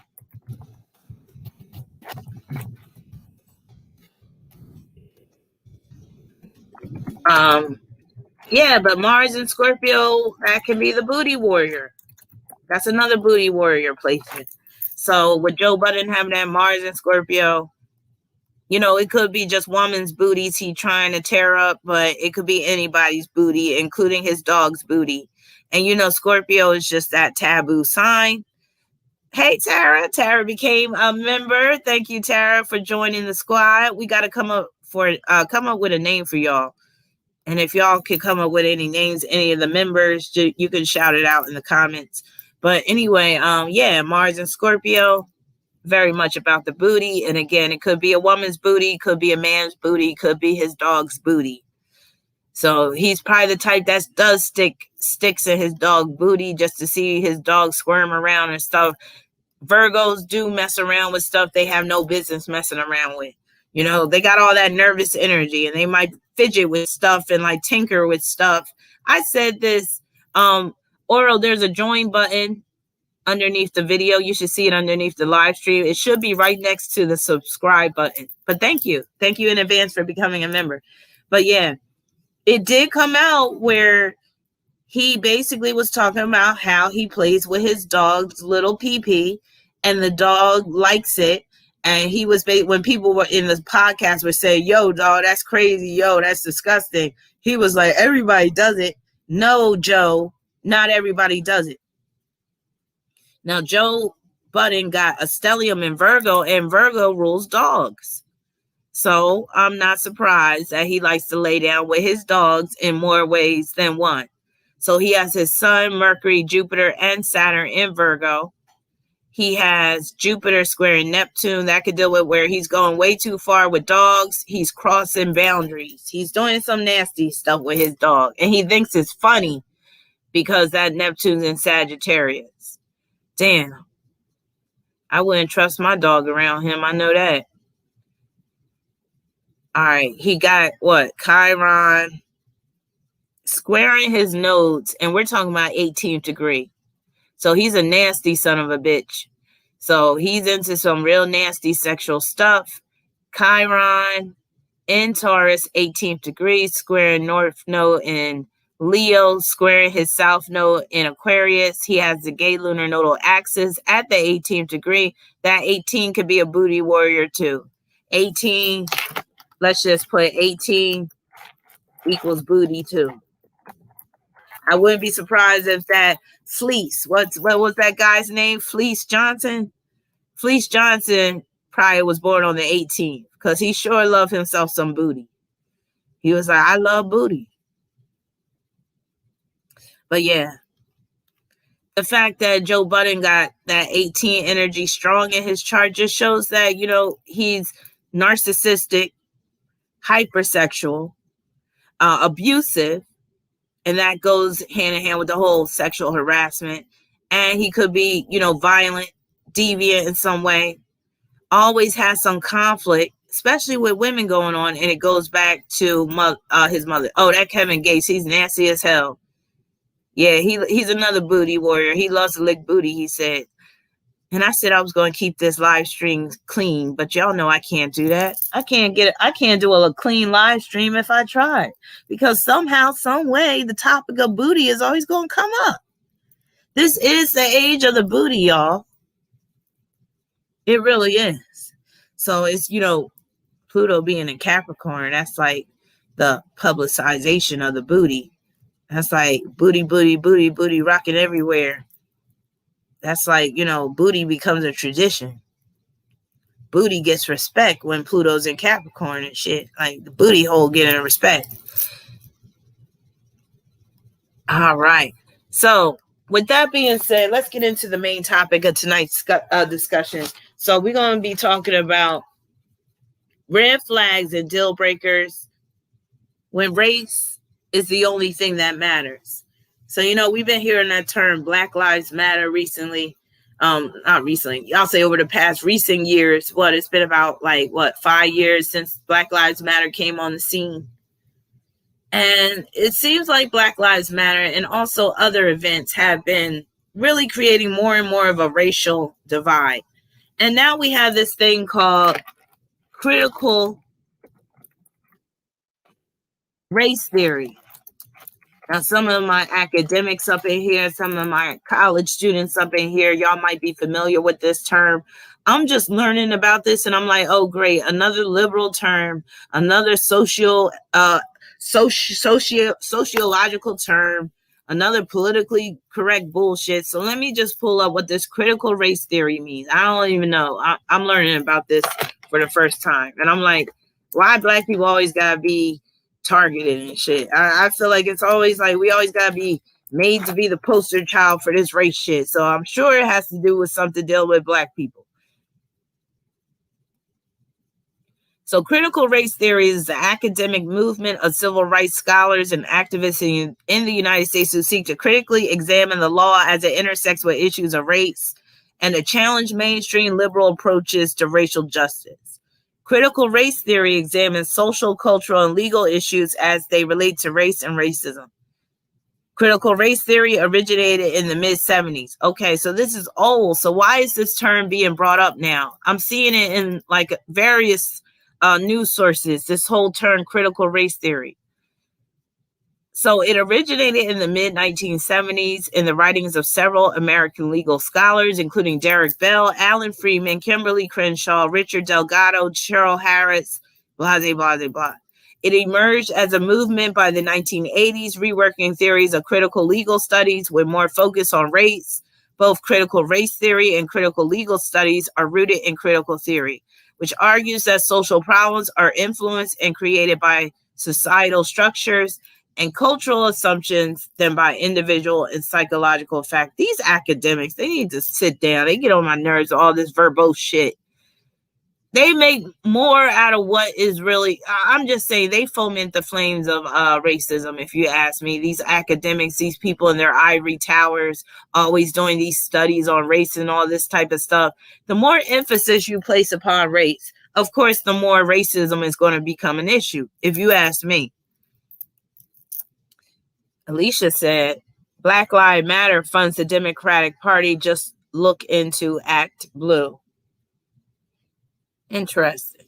Now, before we get into the main topic, this is part of the main topic, but before we get into the guy that I'm basing tonight's live stream on, we're going to have a little discussion on one nation that is very bent upon race.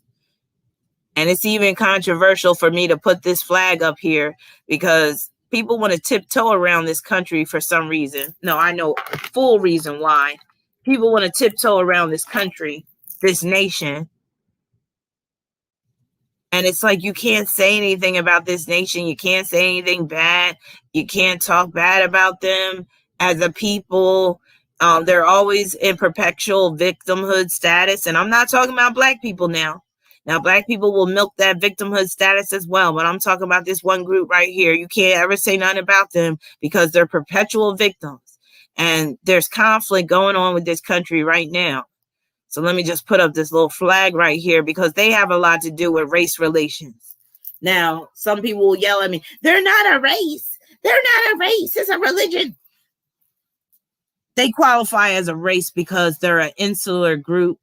They are a tribal group, basically.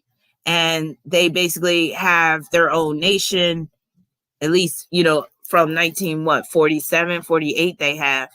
Yes. So whether you want to say Judaism, yeah, there's a religion called Judaism, but then there's also a racial ethnic group called Jews. And they're split up between Sephardic Jews and Ashkenazi Jews, but we're not going to get all into that. Yes, the other term is Zionists. Now, Zionists are basically a whole sect of Jews that believe that they are the chosen people. They are the ones that are supreme and they're superior. And they believe that they need to basically exterminate anybody that is trying to share their land or take state claim. Now, the state of Israel, you could say the nation of Israel, is fairly new.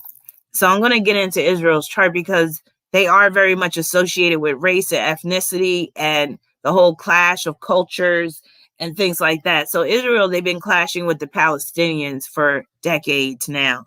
And it seems like every so often there's always some shit that's going on. So there was some bombings recently. Let me pull it up, the story about these bombings.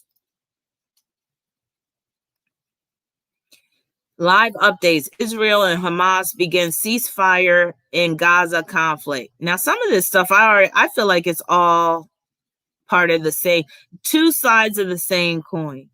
Hamas is always going up against the Israelis. Israelis always going up against Hamas. It's like, I would think that the two leaders of the Jews and the Muslims, they're probably in on it. Again, this shit has been going on for decades. Now, it all goes back to when the Jews moved to Israel, some of them, but it was called Palestine in the beginning. So they created the Israel state, or the state of Israel, and they created that in 1948. So Israel's birthday is May 14th, 1948. So Israel recently had a birthday, which coincided with the bombing in Gaza. So let me just read a little bit about this. Now, in Jerusalem, a ceasefire between Israel and Hamas took effect early Friday morning, hours after both sides agreed to end more than 10 days of fighting that had claimed hundreds of lives. All it is sacrifice over that, y'all. They be making mass sacrifices over there to feed those demons. And it's probably on both sides. Now, the truce mediated by Egypt began at 2 a.m. in Israel, 7 p.m. Thursday in the eastern United States, as people on either side of the divide watched nervously to see whether it would hold. In Israel, Prime Minister Benjamin Netanyahu. First of all, let me talk about this Netanyahu for a minute. Isn't this like his fourth term as prime minister? He was prime minister back in the 90s, if I'm not mistaken, or the early 2000s, and then he took a break and then became prime minister again. And this man never ages.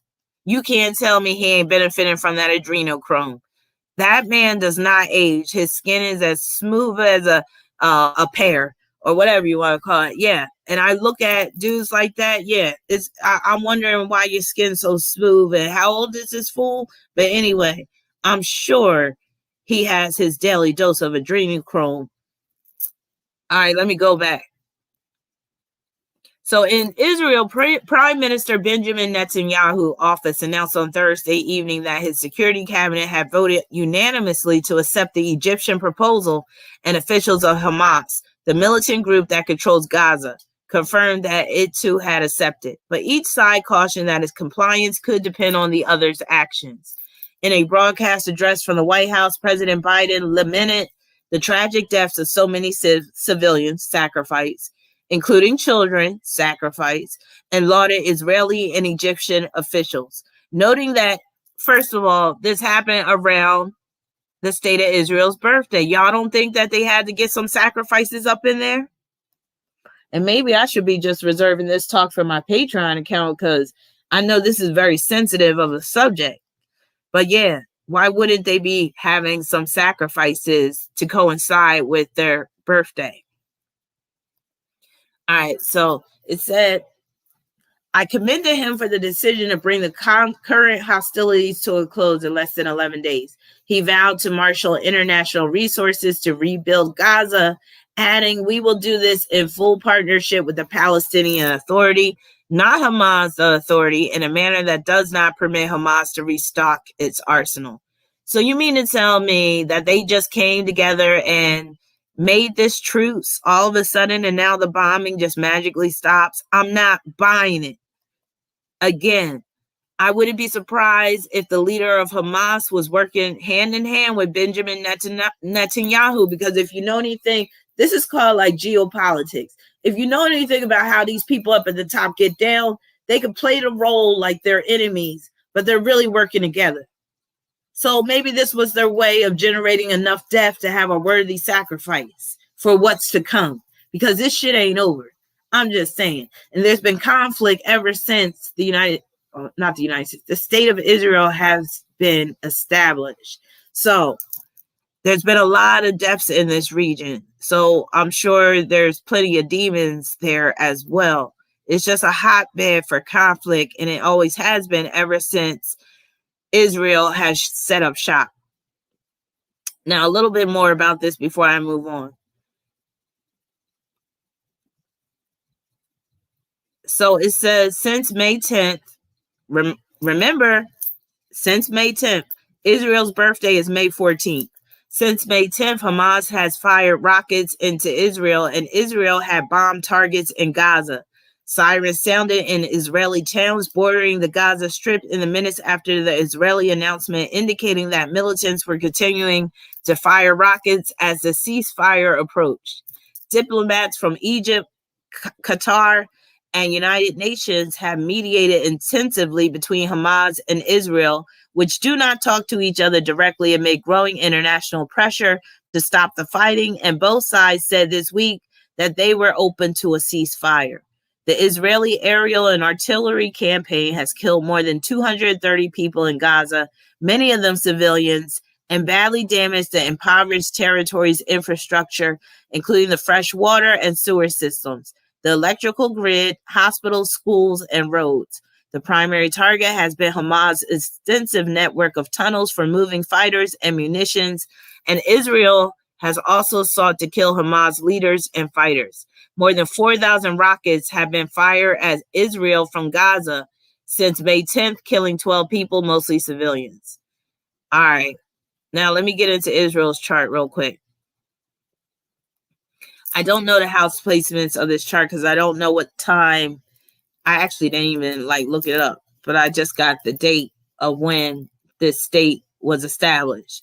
So Israel has a heavy stellium of Leo energy. Mars in Leo, Saturn in Leo, conjoined to Pluto in Leo. That's the depth right there. Saturn conjunct Pluto, that's heavy depth, mass depth.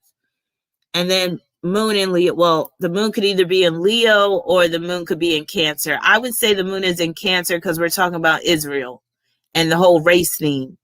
Venus is in Cancer. So I knew that the state of Israel would have some energy in Cancer because they're very much about race, ethnicity, all that, and them actually creating their nation, the nation of Israel in 1948. So speaking of Cancer, Israel has Venus in Cancer, and it's squaring Neptune, and that can deal with where they are constantly dealing with, issues involving security.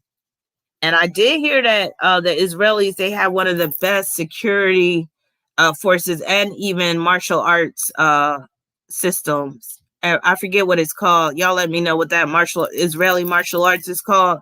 But if you ever seen Don't Mess with the Zohan, that's very it's a spoof on how tight Israeli security is. But with Venus square Neptune, it's like they're always paranoid when it comes to their security. They're always paranoid when it comes to somebody maybe trying to invade their land or trying to take their land back.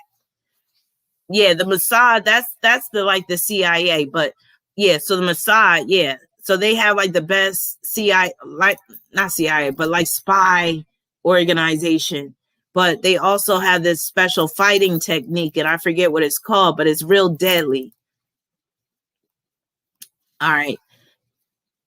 Also, that Venus square Neptune, know what that deals with? That deals with them moving all of those people. So when the state of Israel was created, they moved a lot of people off of that land, a lot of the Palestinians, and ever since there was conflict.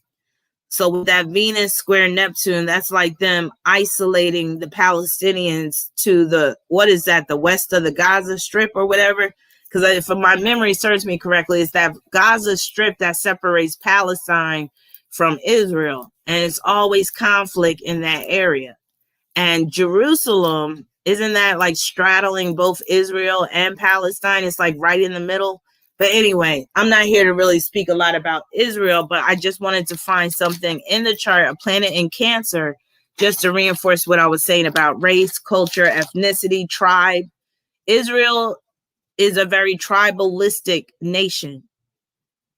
So, they're very insular. And that's what I mean. You could say, oh, they're a religion, but no, they've become an actual racial group, or you could say ethnic group, simply because of them being so insular and them basically having that pride in their nation, that whole tribalism thing. And you can even identify Jewish people by phenotype, racial characteristics. So again, you can't just say Jewish people, that's just the religion, because you can identify them by look. A lot of them, you can see it with their nose, you can see it with their hair. They have olive skin tone, a lot of them. You can even hear it the way they talk, their tone of voice. A lot of Jewish men have deep voices. So yeah, being Jewish is not just about religion. Yeah, their lips too. Being Jewish is not just about religion. It's a culture. It's an ethnicity. They're an ethnic group. And again, the ones in Israel, they come from Eastern Europe, the majority of them. And they're the Ashkenazi Jews. They're the ones who have come over from Eastern Europe to claim that area, which was originally Palestine. They claimed it because they said that they were the chosen people. They were the holy ones. Now, I used to have a job where I worked with a group of Israelis, and they were the Ashkenazi ones. They were straight from Israel. And when I say that they are a strange group of people and they are very insular and they don't deal with outsiders, yes, I'm surprised they hired my black ass. And I actually didn't stay at that job long, and they kind of creeped me out. But yes, if you ever work for an Israeli run company, like, they don't play with it, and they're very religious too, but they're religious outwardly because they're very materialistic. They're all about the money, but they're also on the outside, they're very religious. So they'll have they'll have the mitzvah on the doors. Is that what it's called? They have this like little scroll on their office doors, on every single office door. And that's like good luck. They're very superstitious. Because they're just so, have you ever dealt with an ethnic group where they're not too kind to outsiders? Like, you can definitely tell that you're an outsider when you're dealing with them. And then they speak, and these people didn't speak Yiddish. See, Yiddish is a broken form of Hebrew. These people I work for, they spoke straight up Hebrew.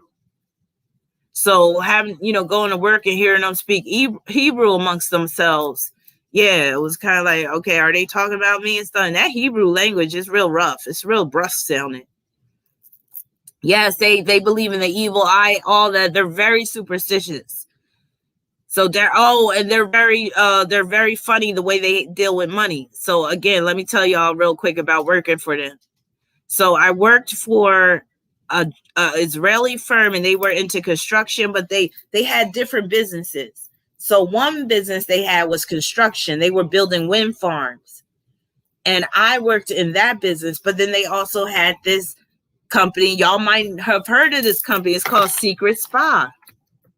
They were the owners of Secret Spa, which is this, like, it's skincare products like lotion and stuff like that. They have kiosks in the mall. So I worked for those Israelis, and so I worked as an accountant for them. So they told me, and this is when I was doing astrology too. So the female, my boss, she was a female, and she was this Israeli chick, and she was into astrology too. And she was telling me, she was like, yeah, every time I meet a new guy, I get a synastry done and all that stuff. So me and her, we would have conversations. I, pull her chart, and I was talking about some of the placements in her chart and all that. And I was like, you can either use astrology to help you with the business and the plan and stuff. And she wasn't really into it like that. But anyway, to make the long story short, the way they handle money, damn, now I gotta remember what her sign was. I think she was a Leo, if my memory serves me correctly. But yeah, the way they handle money is very interesting. So she would tell me to rob Peter to pay Paul when it came to paying the bills. They was always late on bills, except for those credit card bills. They did not play when it came to the credit card bills, when they came to the car notes, because they had like commercial vehicles. So they would always tell me, they'd be like, I don't care what you do. They'd be like, those credit card bills have to be paid on time. Everything else, you could kind of let fall by the wayside. Even to the point where when it came to payroll, because I was in charge of payroll with them too. When it came to payroll, sometimes I would have to go to them and be like, can I get money for payroll?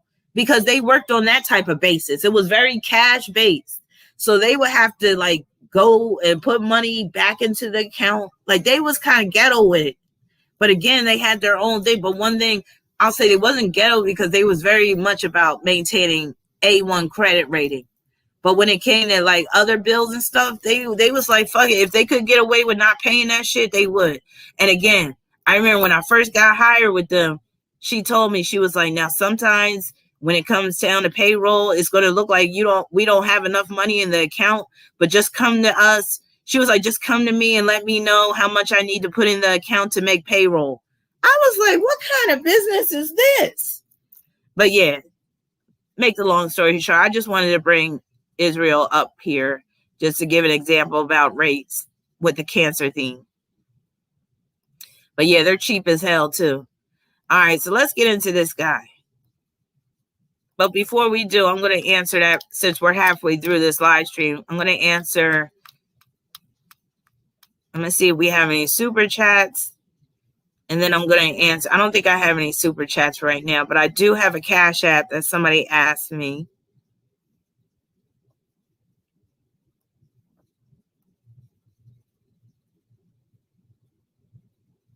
So Brittany, thank you for your Cash App. Brittany wanted to know, are you and Shaquan compatible? So Shaquan is 20 Taurus, and you are Aries, and you're an 8. And you're an 8, he's a 20. So let me see, are y'all compatible?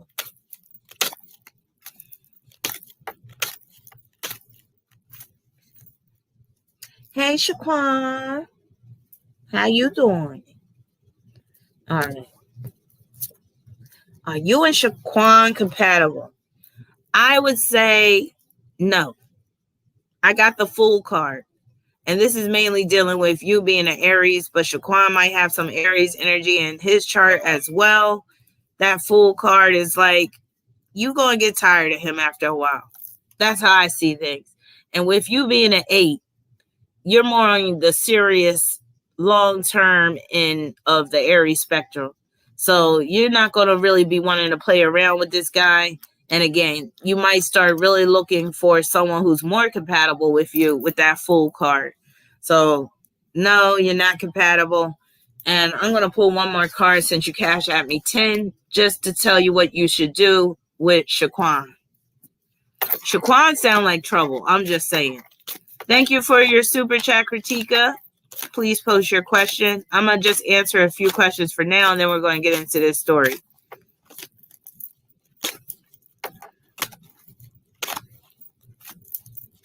All right, so what should you do about this? Right? Jesus was flipping tables.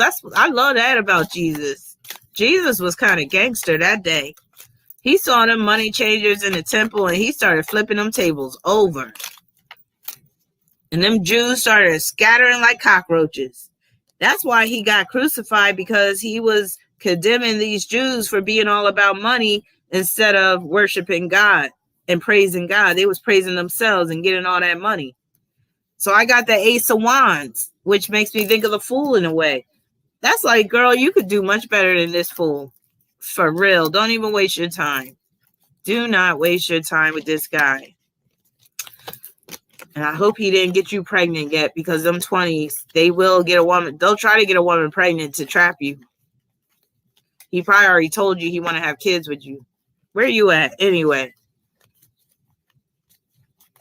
But yeah, I don't know if you're still in here, but that's the answer to your question.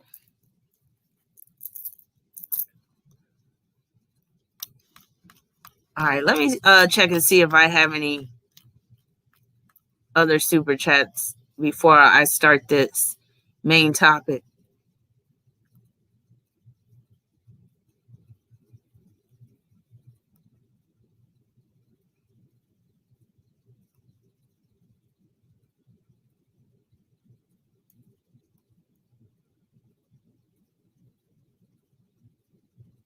Okay, yeah. Okay, Sheila.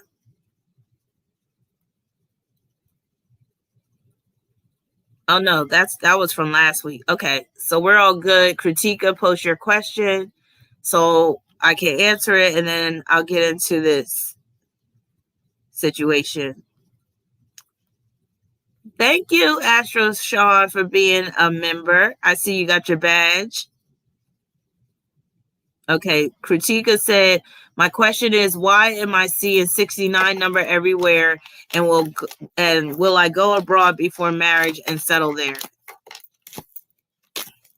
So why are you seeing 69 everywhere? Well, that breaks down to 15, breaks further down to 6. So maybe it is dealing with marriage. Maybe it's time for you to really get married. But let me see what the cards say. So why are you seeing this 69?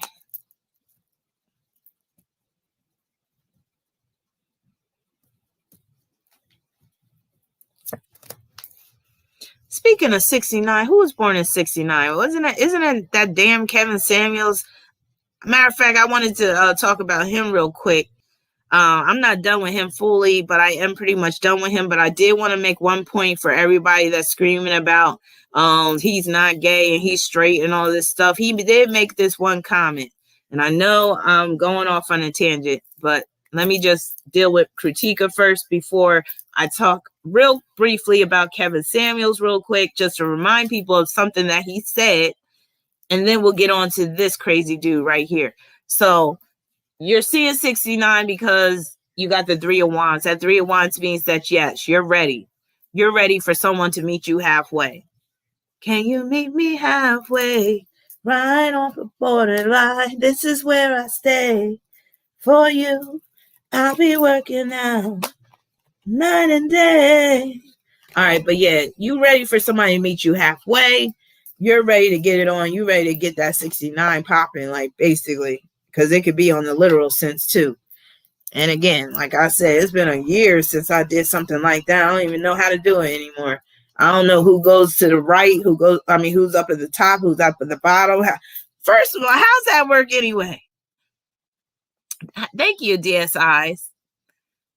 Of course, we got to get a little sexual right now, but Kritika is the one that got me with the 69. But let me finish that other part of your question. New Eyes, thank you. I mean, not New Eyes. That is DSI. Thank you for your super chat. I'll get to that in a minute. Kritika, let me get back to your question before I lose my train of thought. Everywhere, and will I go abroad before marriage? So I already told you about why you see 69. Now, will you go abroad before you get married and settle there? Okay. But that 3 of Wands, that's kind of like you going abroad too. Uh-oh. Cash App. Thank you. So I got the 7 of Pentacles, which is letting me know that you probably won't.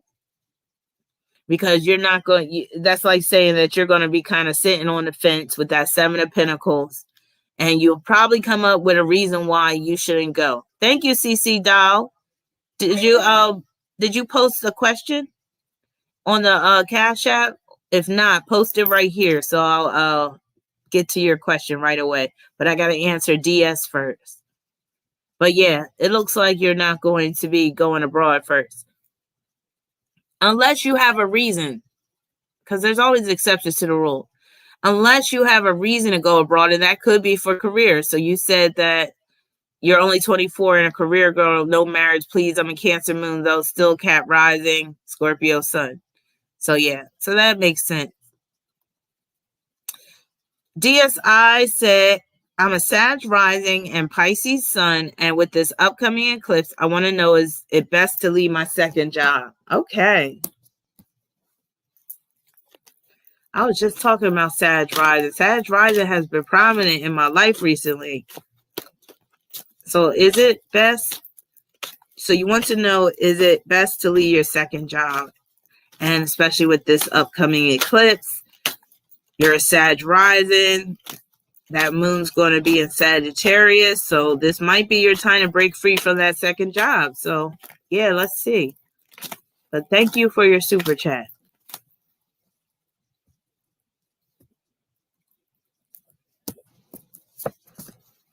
I got the Page of Pentacles. So that tells me, yeah, you're getting close to quitting that job, but make sure that this is something that you really are going to want to do, that you're not going to be lacking, because that Page of Pentacles can mean that you're going to be missing out on that second income and you are going to feel it a little bit. So I don't know if you have something to replace it with, or you're just going to just make do without that second job. But it's basically saying, you know, don't quit abruptly. If you're in the right position to quit that second job, do so, but don't do it, you know, if it is going to put a little hurting on you or a little strain upon you financially. So I hope that helps give you some insight. Thank you, Oro, for your super chat. So I'll get to your question in a minute. I got to answer some of these Cash Apps real quick. I think I got 2 of them. But before I get into that real quick, Chelsea, thank you for your Cash App. Thank you, Scorpio Forever. So you have one question. You're going to give a free question to somebody. Thank you so much for your generosity. And Rebecca sent me a Cash App as well. Thank you. Now, before I get into these Cash Apps, I got a question for y'all. Because, you know, I've been out of the sex game for a while. And Kritika made me think of the whole 69 Sex Act. Now, do y'all think, and we could take a vote. Press 1 if you feel that at some point you should outgrow the 69 Act. Like, is it for young adults or is it for anybody? I mean, do you really see 2 70-year-old people doing the 69? Can we even visualize that? All right, so I'm going to see who asked for the free question first. It looks like KC so far. So KC, I'm going to have you in my mind. So KC asked for the free question first. So press 1 if you think there should be an expiration date or a time when you are supposed to grow out of the 69. Press 2 if you think there should be no age limit on 69. Mickey said they're too old, right? They might not be able to get out of that position. Diana says 69 is for anyone who wants it. I imagine it's cool when you're new to it. I feel like it's something that kids more so, I shouldn't say kids, but young adults more so do. Felicia said, you never get too old for 69. But okay, because I got to get graphic now. So when people get older, they can't control their wind anymore. Like, not like they used to. So you doing 69, somebody's asshole in your face and they break wind. And I'm talking about when you get to be age 65, 70, them older people, they can't hold their gas. That's the first thing I'm thinking of. You better not break wind in my face. I swear to God, it's going to be over. And then that's another question that brings me to another question. Who is on top? What's the most appropriate position for the 69? Should the woman be on top or the man be on top? Now, if it's same sex, I guess it don't matter. I guess whoever's the lighter in terms of weight. But if we're talking about male, female 69, which one is better? The man being on top or you being on top? Wait a minute. If the man is on top, doesn't that mean his ass is all in your face? Yeah. I'm trying to think, have I ever did that type? Where his ass all up in my face, ass nuts, and then you got to turn his dick around. Like you got to pull it in reverse. Felicia said, I have my man on top. It depends. On the side. Yes, I forgot about. See, it's been a long time. It's been a long time. It's been a long time. I forgot you could do the side joint. Diana said, I don't want no man. Look, I'll just say at my old age, I'm 45. I think I'm beyond the 69 thing if I was to get sexually active again. Because I don't want to even be like doing all that. That's just too much. I'm kind of lazy at this point. I'll be fine with missionary position. I'd be like, just lay on top of me and do your business. Like Silly in Color Purple. That's how I'd be like. Well, I feel like he going to the toilet on me.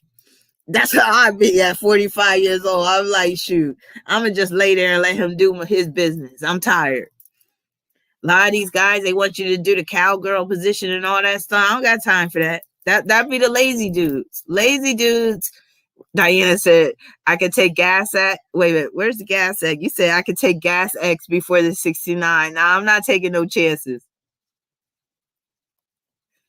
Yes, at this point, just lay on top of me and do your business. Well, Miss Celia, it sounds like he going to the toilet on you. Well, that's what it feel like. That's the part I've come to right now. I'm like, shoot. Y'all niggas been shitting on me all my damn life. You might as well do it now. I mean, just that's what y'all doing. Going to the toilet on me. I'm like, God damn. Son in the Ninth said, I don't even care for receiving. Missionary is good. You can't knock missionary. Dara D said missionary is the best with someone with D. What? Ain't that the gospel? D control. Remember Prince had that song, Pussy Control. How about having that penis control? Yes. Did y'all know Prince had a song called Pussy Control? But we need to come out with a song called Penis Control. Because if you got that penis control, it don't matter what position you got yourself in. Huh? Yes. Well, it's been a long time since I had some man that had some penis control. That shit'll make you lose your mind for a minute. Y'all, you remember that song, Robin, by Prince? Pussy Control. Yeah. It was like, pussy control. Yes. Look, women, you just can't lay there either. We got to be about that control. We got to know how to control them walls. That's how you make a man go crazy. If you know how to throw it back, ladies, you got to be able to throw it back. If you throw it back, you're going to make him lose his mind. So don't let him be all the one in control. You control that dick too. You grip on it and just be like, and just have it talking to the dick. Have a conversation with it. He gonna be like, that pussy was talking to me last night. God damn it. That's another thing, the queefs.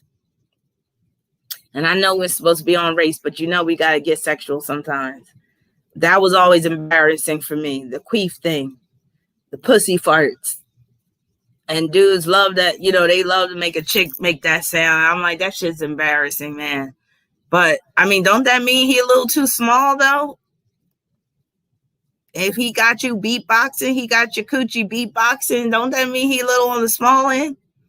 Tara said, very embarrassing. Tara said, macaroni and pie.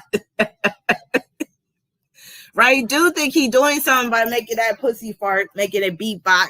But that mean he little on the small end, because that mean there's air pockets. He creating air pockets. And the air slipping out on the sides. That's what that mean. So it mean you ain't doing nothing. You ain't doing nothing like you think you are. Uh-huh. Lisa said, no, it's air getting in. Yes. Air getting in. Yeah, just like how you, what would you do? But you know how sometimes you let the air slowly out of a balloon too? So he pushing air in and it's coming out. It's just a hot mess. Darren said it means he has no control and too much air in it. Yeah, they think it's a compliment. Uh-huh. Adrian said, if I take control, he will turn into a stalker. Mm-hmm. Callie said, air pockets, LMAO, too much movement, so air gets in. Yup. My Bill said, hard on ain't what they used to be, right? Yeah, and they be talking about women hitting the wall after like age 35. These men be hitting the wall too. Come on now. I don't even want to hear it. Dick be all limp and shit, and they 39. Dick be going through a second Saturn return before before they turn 58. Dick done already went through a second Saturn return. Dick done. Just like, I'm done. But then they still be horny. They still be chasing women with a half of a dick, a half of a working dick, a half-ass dick. You notice that? The horniest men, these old-ass men with a dick that only work half of the time, and then they lazy as shit, so they can't even really, please you. The stroke game is basically done for. And now, they still chasing tail, especially they chasing young chicks. You 55 years old and you're chasing after 21-year-olds, but you can't even please them. Because the dick is on life support. Because the dick done checked into a nursing home. Because the dick need mouth-to-mouth resuscitation. And your mouth ain't even enough for it. That's one of the worst feelings in the world, having a soft-ass dick in your mouth. God damn it. I'd rather have a banana, and I hate bananas. But I don't want no limp-ass dick to even touch my lips. You better get that hell away from me. I don't even want to see it. I don't even want to see a dick until it's standing at attention, ready for battle. Come on. Otherwise, put that shit away now. When it's soft, it look like it stink. I'm just saying. So that shit ain't cute. Ever have a dude send you a picture of his soft dick? God. I don't know what it be going through some men's heads sometimes. I really don't know. Yeah, that shit just be laying there and shit. Looking all pitiful. You ever see when it just be poking out underneath their boxer briefs and shit? It be looking all pitiful, like just staring at you like, Now, I got a true story, y'all. I don't know if I ever told y'all this, but some of these old men, they're perverts, right? And some of my viewers that are nurses that have worked in nursing homes, y'all have told me, and y'all know from experience how perverted and dirty some of these men are. So one time, I think I was about maybe 14 years old, me and my sister, the Scorpio, we were at the mall with one of her friends, and we was at the food court. And I wish I could get a picture of this. I wish I could put a picture of exactly what this guy looked like. But he was an old white man. I swear he looked like he was in his mid-80s. And we looked over. He was sitting at the table by himself. Mind you, we already had our food and stuff and we're eating. And next thing you know, we look over at the table. And this old-ass man has his leg crossed. He's wearing shorts. And you know how old people, they wear shorts that are kind of like big at the thigh part. So basically, his long ass saggy nuts was just sitting on the chair. He had no underwear, leg crossed, so the balls was just hanging there catching air. And me, my sister, and her friend, we looked over and we was almost choking on our food. Not choking out of disgust, we was cracking up. And he had this look on his face, like he acted like he didn't have no expression on his face, but you could tell inside he was getting his sexual jollies off, knowing that 3 young girls saw his balls just hanging there, looking all nasty, looking like turkey gizzards or whatever, that turkey goblet. Yes. So I've been, flashed by an old ass man with some wrinkly when I tell you them balls was long and just resting on the chair, and he gave 2 fucks about it because he had this high sedity look on his face and he was just looking up towards the ceiling, knowing good and well we looking at them long ass saggy wrinkled up balls. I was traumatized that day, but if it wasn't funny, I would have been traumatized. But yeah, Jess said you've seen it all the time in her field. Yeah. Denise said old men love when you help them off the toilet so they can cop a feel on you. That used to happen when I was younger. Ew. Right? Imagine him doing a 69. Them balls will be dangling by your ear.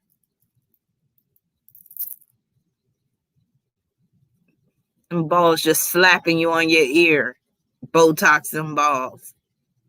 Sarah said, that's so funny working in a resort spa. I seen some balls. Mm-hmm.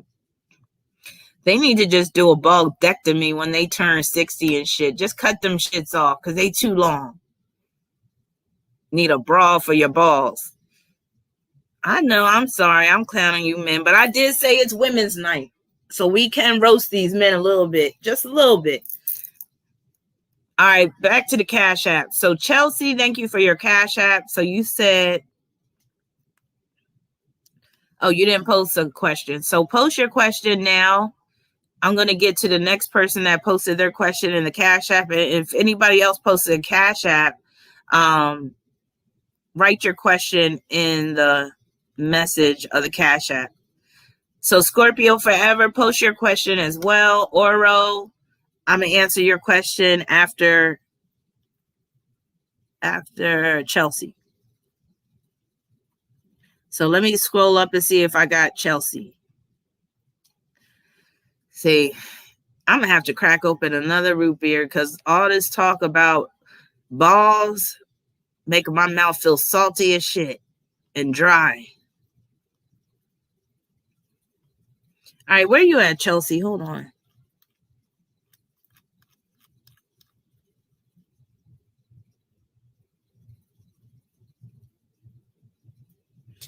Oh, Kritika, you got another question? Hold on, because I don't know how much money you sent me. I see 400 something. What is that, 400 rupees or something? Or I forget what y'all call that currency. But yeah, I'll get to your other question. But Chelsea, I don't see you, so I'm going to answer Oro's question while I'm waiting for you to post your question. If you already posted it, you might need to post it again. All right, Oro, you are up, and then I'm going to get to Scorpio Forever. So Oro said, oh, yeah, I see you posted that again, Kritika. Thank you. Thank you for your other super chat. So Oro said, will I be able to finance and afford up-and-coming procedures needed? Oh, excuse me. Let me see.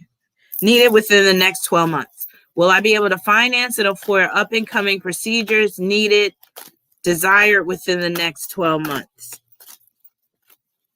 No romance with no finance. Oro, you need to tell these dudes this. Next time one try to step to you, you be like, I need some procedures done. And you be like, no romance with no finance. Ain't nothing going on but the rent.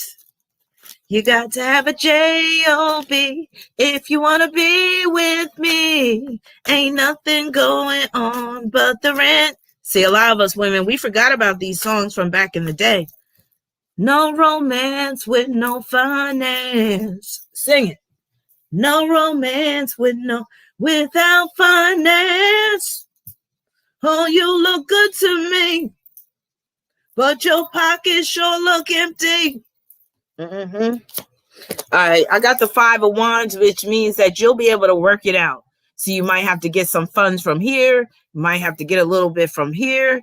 That's what that 5 of Wands is, but it's like, you know, you'll be able to work it out. All right, let's see who else we got. Chelsea, did you post your question?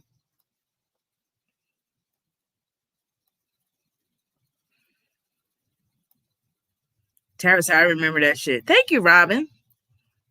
All right, where you at, Chelsea?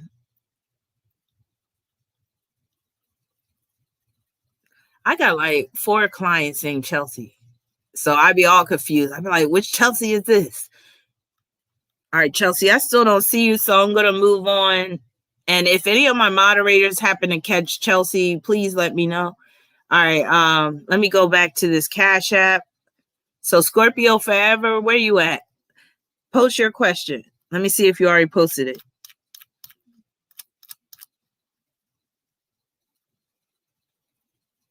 Oh, here it is. So you said, I feel weird from a work meeting, and I'm not sure if they heard my private conversation because I thought I had the mic muted. Oh, shit. You didn't have that mic muted? So I just wanted to know, do I have something to be concerned with? Oh, shit. I hate those situations where you like, did I mute that mic? Thank you for your Cash App. And again, Scorpio Forever paid for someone's free reading. And I think it's, who was it that I said first called it? I think I could scroll back up because I'm going to get to yours first. I mean, after Scorpio Forever.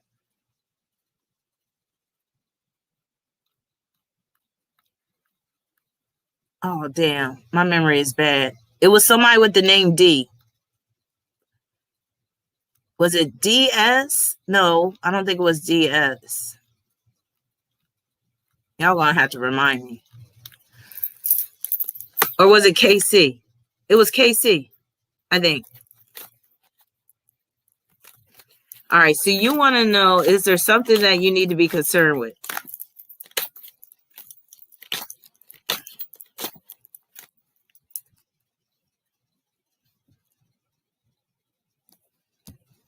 CC Doll, didn't you post a Cash App? All right, I got the World card. So that tells me that, yeah, you do have something to be concerned with. It does seem like somebody heard what you were saying or they got the gist of it or something. Because if you saw the World card, the one that I have, it looked like somebody could have been eavesdropping on your conversation. Let me try to find this World card so I can show you what it looks like. Because that doesn't look, it doesn't look like you kept that conversation fully to yourself. Somebody might have been listening. World card tarot, wizards tarot. You got to see this, and then you'll see exactly what I'm talking about.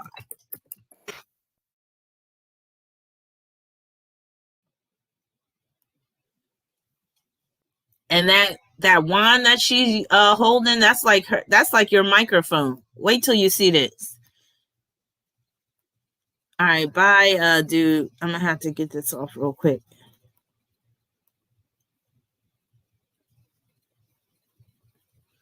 You see that? It's kind of small, but it might be hard to see. You see that? That's like your microphone. But then that's also like when I see that woman looking above that city, that's like somebody was eavesdropping in on your conversation. So I don't know if you want to come up with an excuse now to clear shit up or whatever, or I wouldn't say shit.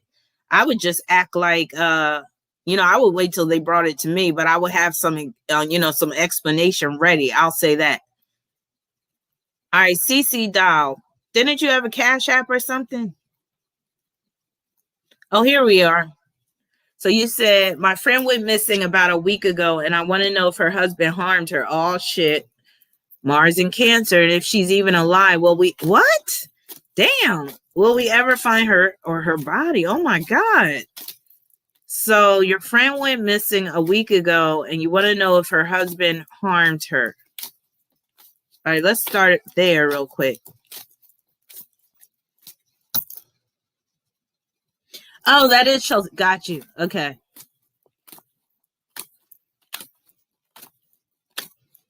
Speaking of Chelsea, I got to respond to an email from a Chelsea. One of my clients.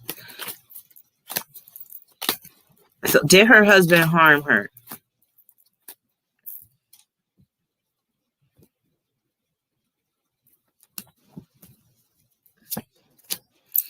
I got the Four of Wands. So, when I see that, that makes me think the husband came up on her. Was she separated from him? Because when I see that Four of Wands, that makes me think she was separated from him, or maybe she was staying somewhere, or, she was trying to stay safe. And then next thing you know, he pops up on the scene. And that doesn't necessarily mean harm, though. So let me pull another card and see. Now, a situation like this, I would want to do an in-depth reading, like on the phone, because it's so sensitive, and I would need to look at both of their charts and really see what's going on natally and transit-wise. But let me see if she's alive.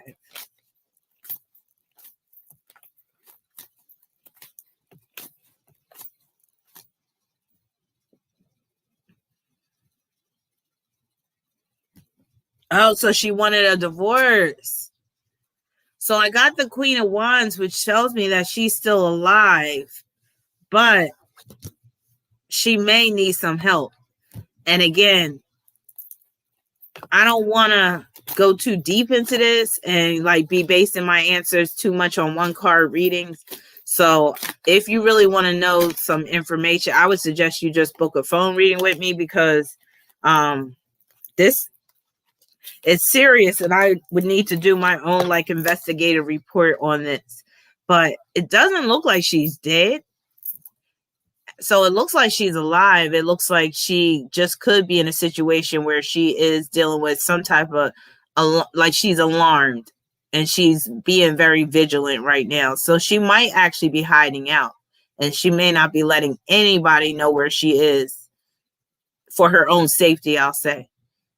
All right, so let me stop share and then pull up that other guy again. But I hope I was able to help give you some insight. CC dial.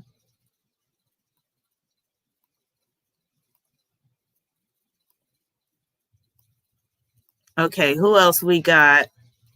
Let me see. Super chat. So Kritika, thank you for your other super chat. You said, should I lose my V card already or just wait before marriage? I love this question. And like I always say, virginity is not this whole thing to whole super sacred and all this. In my opinion, that is. I think sometimes we put too much stock. I'm talking about when you become an adult.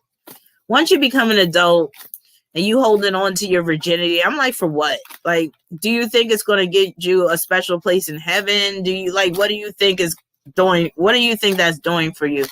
Now, you said, should I lose my V card already or just wait before marriage? Urges are real, but so is fear of regret within 2 years. Scorpio sun, need but cat rising, begin in my mind, wicked. Will my first be good? And you said you love my vibe. Oh, thank you. I love your vibe too. Now, should you lose your V card already or just wait before marriage? And then again, how do you know you're going to get married in 2 years? Because you're putting 2 years on it. I got the Queen of Wands. There she go again. There she goes. There she goes. There she goes again. There she goes. That was my song. Racing through my veins, and I just can't contain it. Well, that Queen of Wands, she's a sexy ass bitch. So that means you go ahead and lose that V card. Ain't no shame in your game. You go ahead and have your fun, because there's no guarantee that you're going to be getting married in 2 years anyway. So you might as well just, fulfill those urges and get on with your life. You like that song, Patricia? Me too. What is that from? Sixpence None the Richer? There she goes. There she goes. Yeah, I love that song. There she goes again. All right. And then we have Deneen. Thank you, Deneen, for your super chat. Deneen said, I've had a strong tie to someone for years now. Will we be together in the future, or will I eventually break the tie? Now you're making me think of Seth Melendez. Together forever yours. Together forever mine. Facing what we feel inside. Made to stand the test of time. That was my shit. So you said I had a strong tie for someone for years now. Will we be together in the future, or will I eventually break the tie? Okay. You said that you still love me. I never want to believe your lies. Okay. Lisette Melendez was the shit. That was the 90s, though. Some of y'all young bucks don't remember. I got the devil card, which means it's going to be very hard for you to break the tie. If you're trying to break the tie, that tie is not going to be broken anytime soon. And you said you've had a strong tie for someone for years now. That's that strong tie. If you could see what the devil, let me show you this devil card I'm dealing with, that I'm looking at. Again, I'm using the Wizard's Tarot, which I love. So that devil card, I love their depiction of the devil card. Together forever yours, together forever mine, facing what we feel inside, made to stand the test of time. See, y'all made to stand the test of time. Wait till you see this devil card. Basically, y'all are two frogs in a pond together. Look at this shit. Together forever yours. See those two frogs chained up? That's you and your man. Y'all gonna be together forever. You might as well just settle down. Get comfy. All right. Let's see who else we got. Made to stand the test of time. All right. And know what else song I was listening to? Another 90s song, Spring Love. Remember Stevie B? Spring Love, come back to me. I need you and I want you. Springtime love is on my mind and I won't forget. That was the shit. The way we share, the way we can, and I don't regret. All right. I get kind of carried away about the 90s music. All right, Rebecca, thank you for your super chat. Oh, and KC. Hold on, let me get to KC. Because I think you were the one who claimed that free reading. And then we got to get into these the main topic before people get mad at me and start biting my head off. Oh, thank you, King of Wands. I'll get to you in a minute. All right, KC, where you at? Make me think of KC and the Sunshine Band. Do a little dance, make a little love, get down tonight, get down tonight. Uh-oh. KC, I think I lost your question. I want to put on my boogie shoes and boogie with you. All right, where you at, KC? I want to put on my boogie shoes. Oh, y'all know what we got to watch for my patrons in here? I was just thinking about it. Know what movie we got to watch for our watch party? We got to do Boogie Nights. Remember that movie Boogie Nights with, what's the dude's name? Mark Wahlberg? Yes, post it again, Casey. Because just hearing that KC and the Sunshine Band made me think of the movie Boogie Nights. I want to put on my boogie shoes and boogie with you. Shake your booty. Shake your booty. Yeah, Siobhan, we got to do Boogie Nights. Yes. We need to do Cooley High, too. Baby love, my baby love, I need you. I need you. All right, King of Wands. Rebecca came first. That's NYC Black Honey. NYC, you said my ex-friend Janelle was my real friend. Was my ex-friend my real friend? And you know what I always say? What about your friends? Are they gonna be low down? Are they gonna mess around? What about your friends? So was Janelle a real friend? Was she true blue? Now I'm thinking of Madonna. True blue, baby, I love you. I got the Ace of Wands, which tells me that she was one of those fair-weathered friends. So she was one of those friends that would start getting new on you when she got around new people. Let me know if I'm right about that. Oh, here, so you extended your question. So you said, was my ex-friend Janelle my real friend, or was she jealous of me? I feel like she used to talk about me behind my back and wish evil on me. Oh, yeah. So with that Ace of Wands, like I said, you really can't trust somebody like that because they will get new on you. And I see that not so much as jealousy, but her really trying to outdo you, one up you. So if you feel like, you know, she was always trying to be competitive or whatever, or basically you just can't trust her around new people because she might start telling them stuff. Like she might start venting to them about some issue she has with you that she never brought to your attention. And next thing you know, you're hearing it third party through the grapevine. I heard it through the grapevine. How much longer you wouldn't be mine. But yeah, say good riddance to bad rubbish. It's good that she's an ex-friend. I'll say that. Now, Casey said a pediatric neurologist as well. Oh, wait a minute. Hold on. So you said, I just got accepted to Morgan State. Congrats. I'm so torn. Isn't that in Maryland?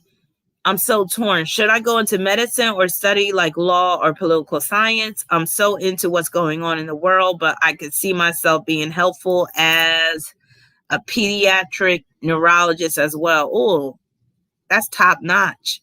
That's big leagues. I like that. You got big goals. You said I'm a Libra born on September 24th. 24 is a blessed number. I see so many things wrong with the world and want to help make change. That's part of you being a 24. And not all 24s are admirable like that.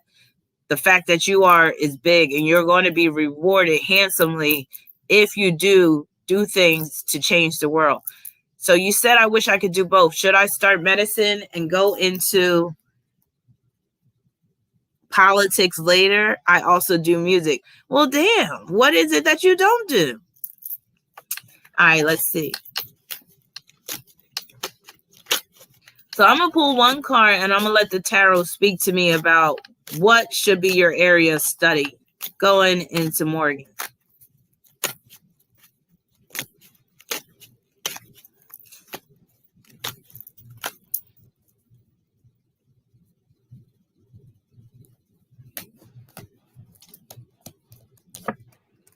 I got the 9 of Pentacles.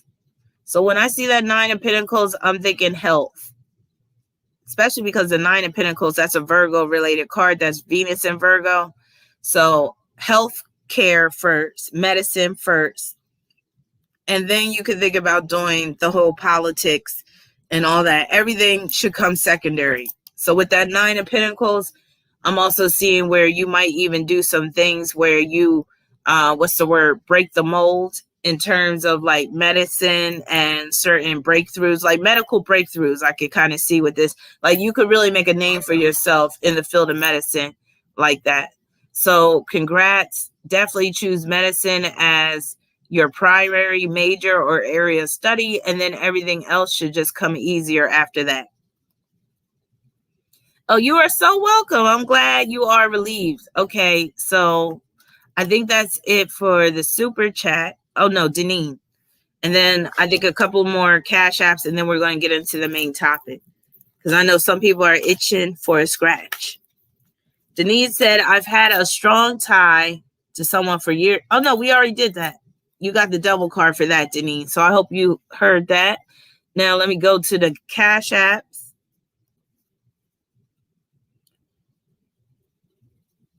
Oh, I think that's you, King of Wands. Yeah, that's King of Wands. So King of Wands said, oh, let me go to your question. So it's in the chat.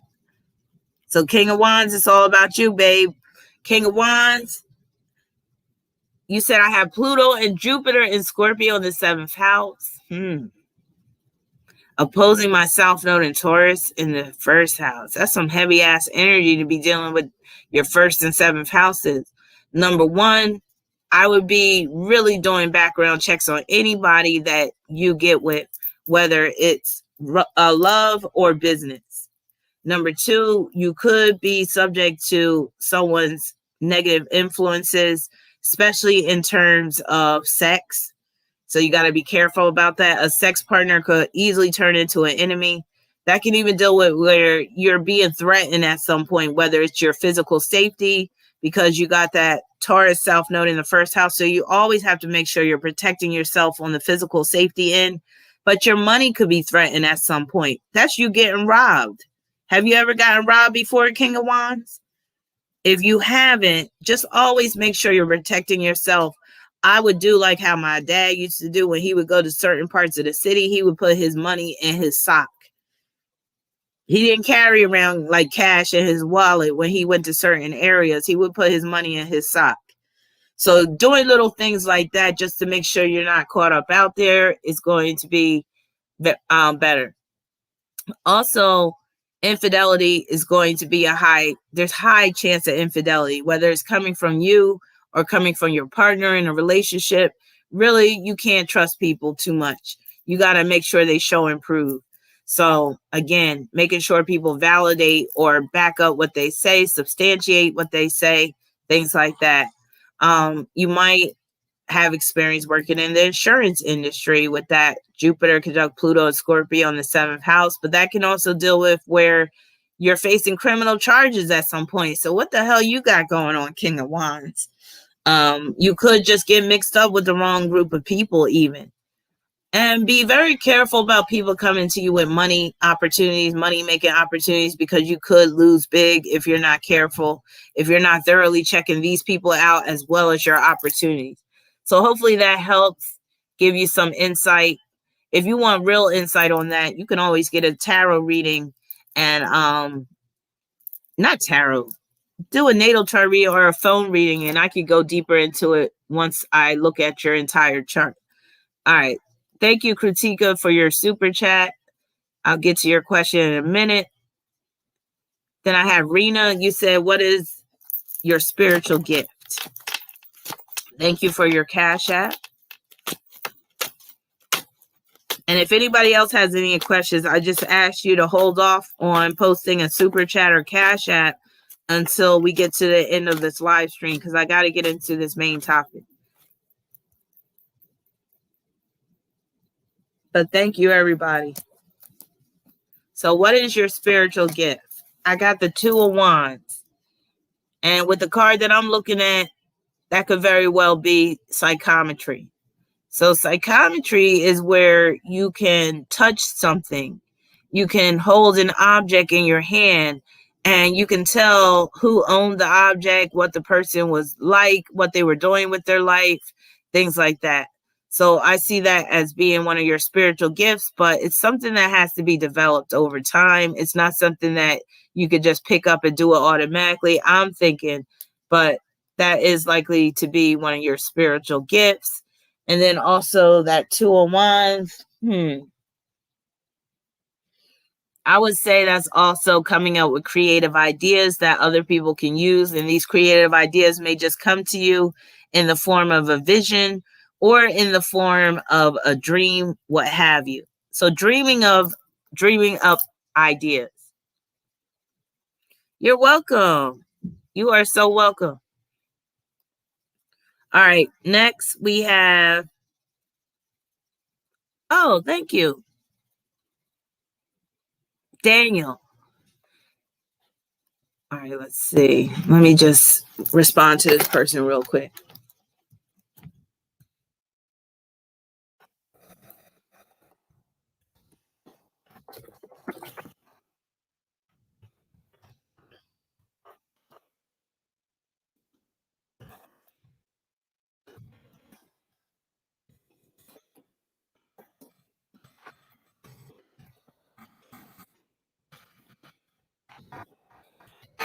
All right. So one more, I think I have one more Cash App. So thank you for your Cash App, Daniel. You said, will my financial debt be paid off? Okay, let's see. Will your financial debt be paid off? I like that question.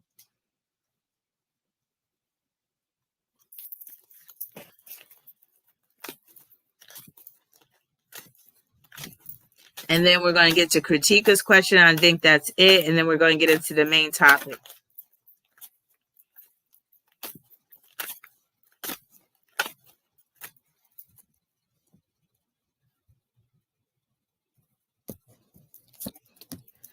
I got the justice card, which tells me yes. That justice card means that yes, you will be able to pay off your debt if you do the right thing. If you are very conscientious of the payments that you're making and you're keeping up with it and you're doing it in a consistent manner, and if you're preventing yourself from, accumulating too much debt, but yeah, you'll be able to pay it off. So that's good. All right. And then Kritika, and I think we're done with the one card readings for now. So you said, why am I seeing 1221, 222, 333, 4? Okay, that's a bit much. You said, should I be a tarot reader or get my MBA degree? Better choice. So what I'll do is I'll go through these numbers, but I'll just break them down into, because there's so much information on the internet about these numbers. Some of this stuff is misleading, I will say that. But for instance, if you see 222 like that, that breaks down to 6. Money could be coming your way, or you could be meeting someone new. You could be thinking about relationships. 333, that's 9. That is new beginnings. And it can also mean that you are going to experience some type of serendipity. 444, that right there is 12. That right there could deal with sacrifice, victim. There might be something that you lose or that you have to sacrifice. And it could mean you need to watch your back.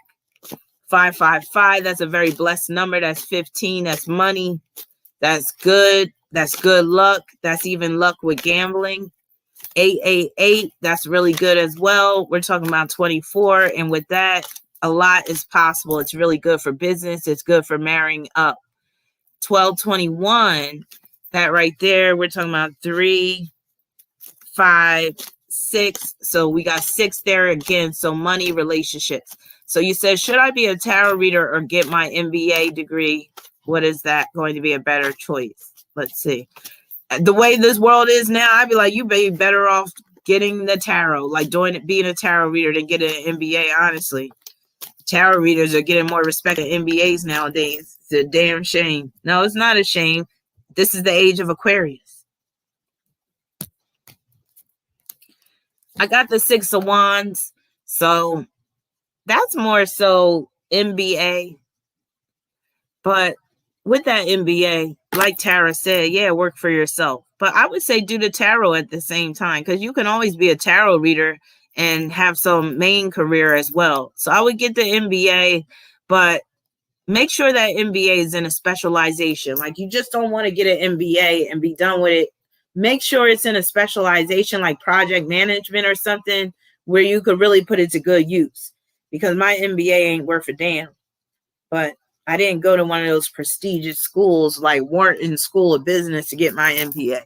But anyway, it has come in handy for me just in terms of running my own business. So even if you get it when it comes to running your own business, you don't need an MBA. You really don't. You only really need an MBA is if you are trying to become an executive, or like if you have an MBA in marketing or something, with the specialization in marketing or project management. And MBAs, they're more so for employment purposes, moving up the corporate ladder. They're not really for running a business of your own. It's not really going to teach you. You really need that real world experience. All right, so let's get into this situation with this guy. His name is George Banks. So I'm going to read about his bio, but let me pull up this picture again. All right, now some of you might have learned about this guy, George Banks. Now, let me read a little bit about him. So this site that I'm reading from is called Murderpedia. And I love this site because first it lists the person's vital statistics. Like, well, basically it just lists their birthday at least. And then it lists the victims. Like, it just provides a list of the main facts. So for instance, classification, mass murderer. Characteristics, former prison guard, with his quote saying, "My people died because I love them." Number of victims murdered, 13. Date of murder, September 25th, 1982. Date of arrest, same day. Date of birth, June 22nd, 1942. Victims profile. So they're counting the victims, they're naming their names. Method of murder, shooting with an AR-15 semi-automatic rifle. Location, Wilkes-Barre City and Jenkins Township, Pennsylvania. Sentenced to 12 death sentences and 1 life sentence on June 22nd. Wow, he was sentenced on his birthday. That's that mirroring effect that cancer produces. June 22nd, 1983. Declared incompetent to be executed on May 12, 2010. Now, a little bit about cancer and race before I get into this man's story. Thank you, Marley, for your super chat. I'm going to answer your question right now, right before I get into this little discussion on cancer and race, and then get into this guy's story. Hold on, that's my alarm.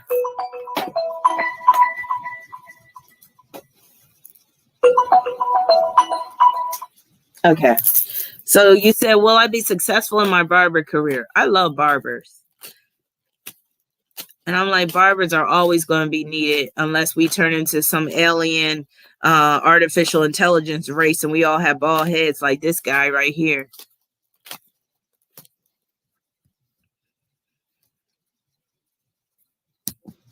Did I ever tell y'all the story? You know, I got a bunch of stories.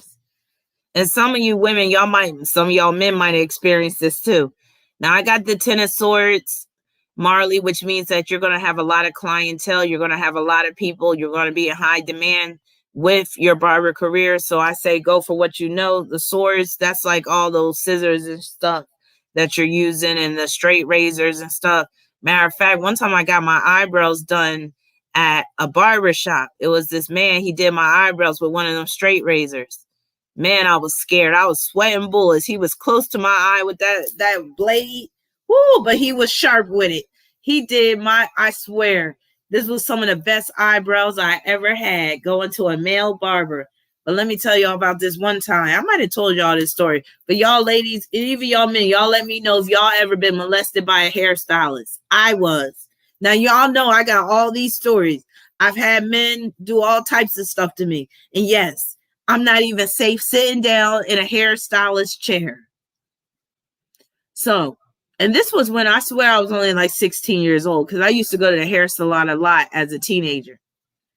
So, yes, I was sexually harassed, molested by a hairstylist, a male hairstylist. So let me tell you what he did. So I'm sitting in his chair, and I swear he was gay too. But you know, again, gay men, they'll still sexually harass women sometimes. Sometimes they'll have sex with women. But anyway, so he's doing my hair, and all of a sudden, you know how you got your arm resting on the armrest? Well, why did I keep feeling his dick pressing up against my arm? Every time he went to the right side to do my hair on the right side, I felt his dick pressing up against my arm. And I'm like, wait a minute. By the third time that shit happened, I was like, this can't be no mistake. Mind you, though, I'm only like 16 at the time. And I'm like, you know, when you're young like that, it's you kind of intimidate. Like, no, I'm not going to say I was intimidated. But, you know, when you're young, you don't know how to address situations like that. Let some man try to do that to me now. I would call him out. I would put him on blast in the whole damn salon. I'd be like, why you got your dick on my arm? But being as young as I was, I just grinned and bared it.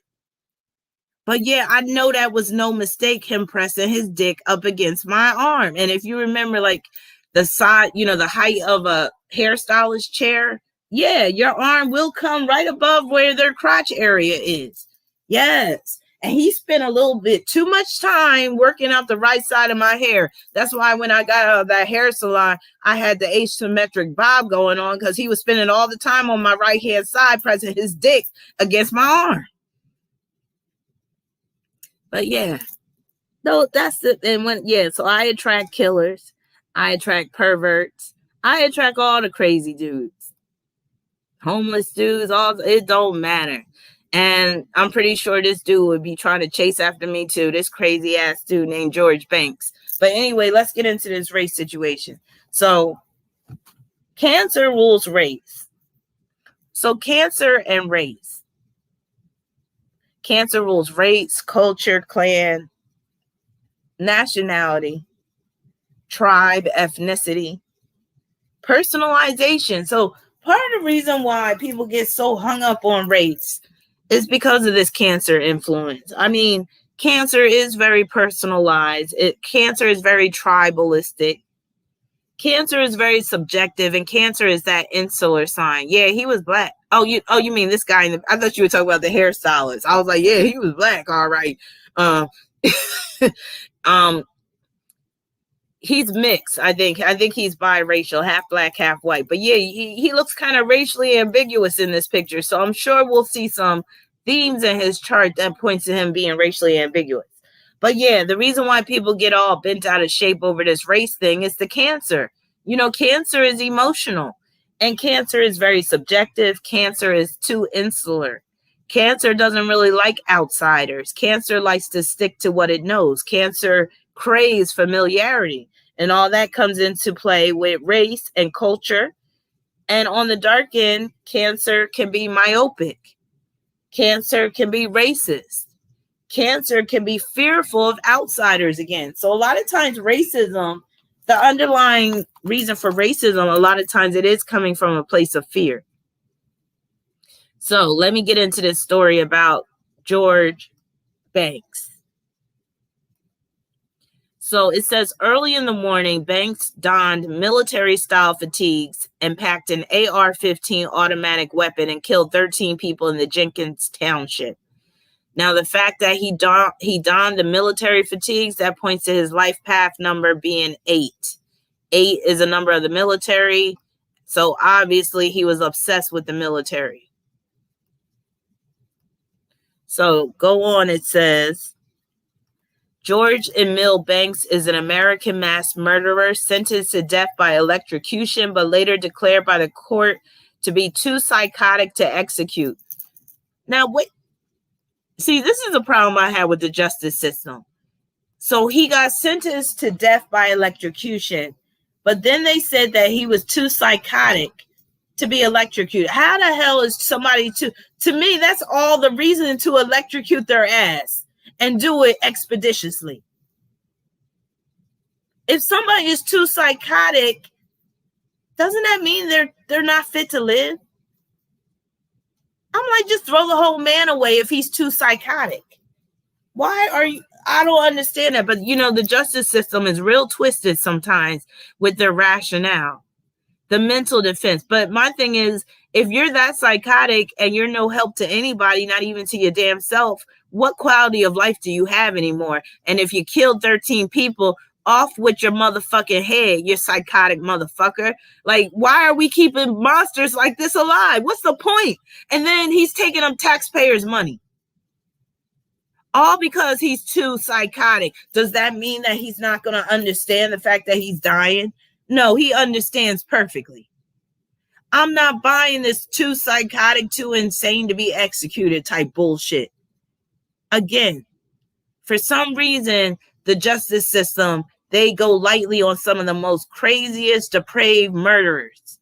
And they'll have them on death row for years, or sometimes they end up committing mass murder in a state that doesn't even have the death penalty.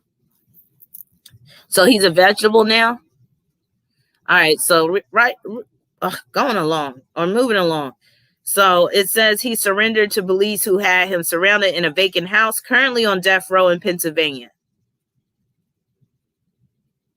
So George Emil Banks is an American murderer sentenced to death by electrocution, but later declared by the court to be too psychotic to execute. Banks, a former Camp Hill prison guard, That's very 8 too. Shot 13 people to death on September 25th, 1982, in Wilkes-Barre City and Jenkins Township, Pennsylvania, including 5 of his own children. Banks said he killed his children because he felt they would be tormented by the cruelty of racial views against mixed-race children. So he used the excuse of his children being mixed race to kill them. Since his conviction, Banks has tried to kill himself 4 times. Well, he's sure an underachiever. He's tried to kill himself 4 times and has gone on hunger strikes that require him to be force-fed. See, oh my God, I hate the justice system so much. The man's trying to kill himself.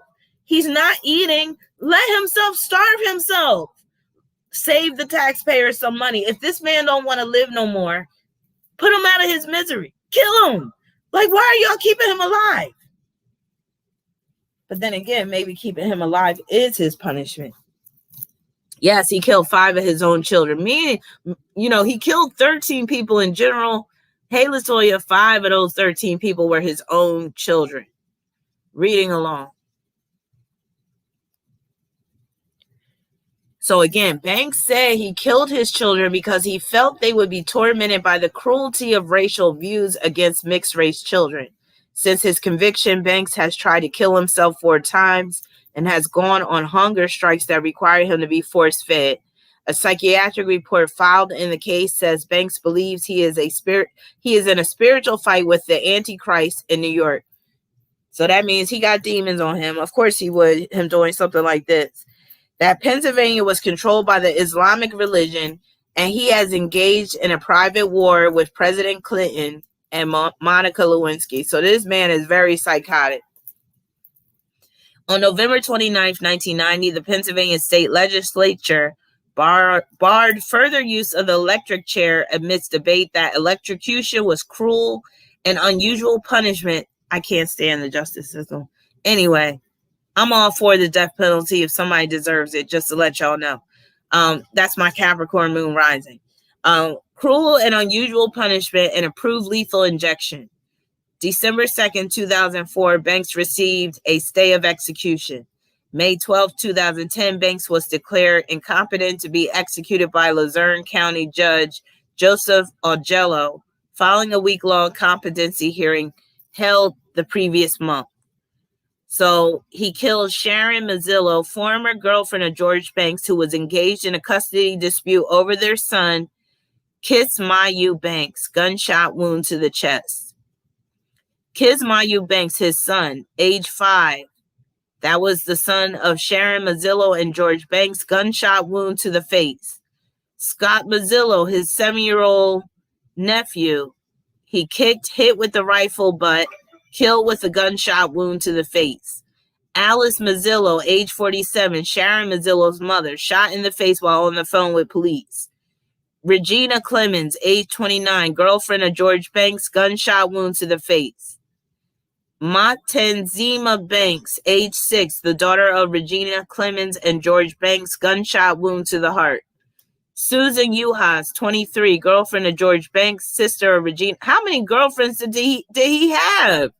Girlfriend of George Banks, sister of Regina Clemens, gunshot wound to the head. Boinda Banks, the son of Susan Yuhas and George Banks, gunshot wound to the face. Mauritania Banks, 20 months old, daughter of Susan Yuhas and George Banks, gunshot wound to the face.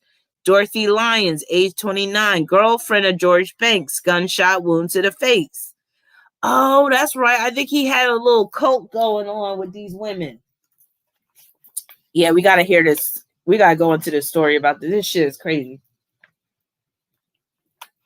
But the fact that he's a Cancer and had all those girlfriends makes sense. All right. Dorothy Lyons, I talked about her. Girlfriend of George Banks, gunshot wound to the neck. Nancy Lyons, age 11, daughter of Dorothy Lyons, gunshot wound to the head. Faruda Banks, age 1, the son of Dorothy Lyons and George Banks, gunshot wound to the head.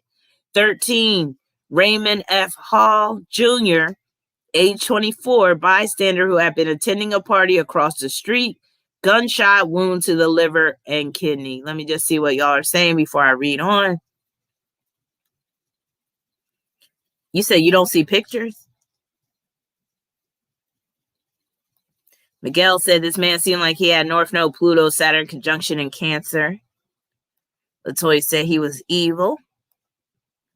Robin said, look at the cop's face on the right. Oh, yeah. Marley said, I got to look this case up. Never heard. Yeah, he had a mental illness, Orange Blossom says. Miguel said, it's funny. They force feed prisoners, but let abortionists kill babies. Yeah, we live in a crazy, mixed up world. All right. So here's the history about why this all came about. Now, on September 24th, 1982, George Emil Banks went to bed at Schoolhouse Lane in Wilkes-Barre, Pennsylvania, after taking a mixture of prescription drugs and straight gin. He awoke on September 25th, 1982, when he picked up an AR-15 semi-automatic rifle and began what would turn out to be a 13-person killing spree. So before we even continue on with this story, let's get into his chart real quick, and let's talk about some of the things that prompted him to do what he did, and in terms of the big red flags. So let me just share my screen. Now, I don't know his time of birth, of course. So actually, let me see if I can find it on Astro Theme real quick, because I would love to get his time of birth, but I doubt they have it. But he definitely has some red flags and deal breakers in his chart.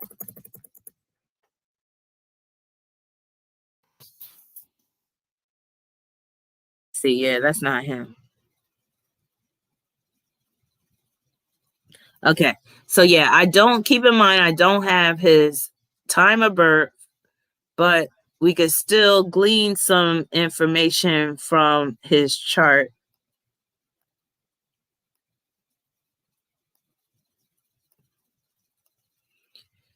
So here's George Banks. As you can see, he is Sun in Cancer, conjoined to Jupiter in Cancer. And remember, he had those religious themes going on. He claimed that the Antichrist was in New York or something like that. So the Sun conjunct Jupiter could be the strong religious themes, but also with Sun conjunct Jupiter, race is a big deal to him. That's like him making too big of a deal about race. That's like race being his whole world. But you could say that's also true about women. Women being his own whole world. Him basically having a big family, all those kids with the different women.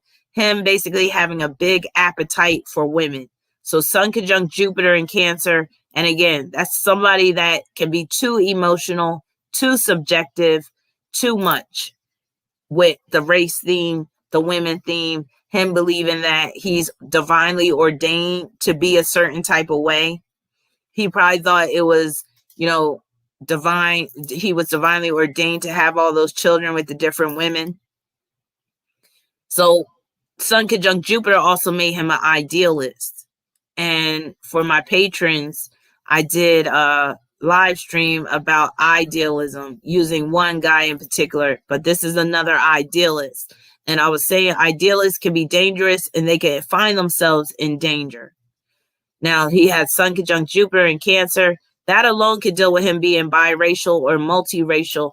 He could have a multicultural background with that conjunction, but we'll find out in more detail, like once I get into the story. So now the Sun conjunct Jupiter in and of itself is not a red flag, just off the bat. But in terms of a man being faithful, I wouldn't trust a man with Sun conjunct Jupiter in terms of me wanting him to be monogamous. So a man that has Sun conjunct Jupiter in Cancer, he's going to have a hard time being monogamous and just settling down with one woman. So that's a red flag in terms of commitment and monogamy. I'll say that.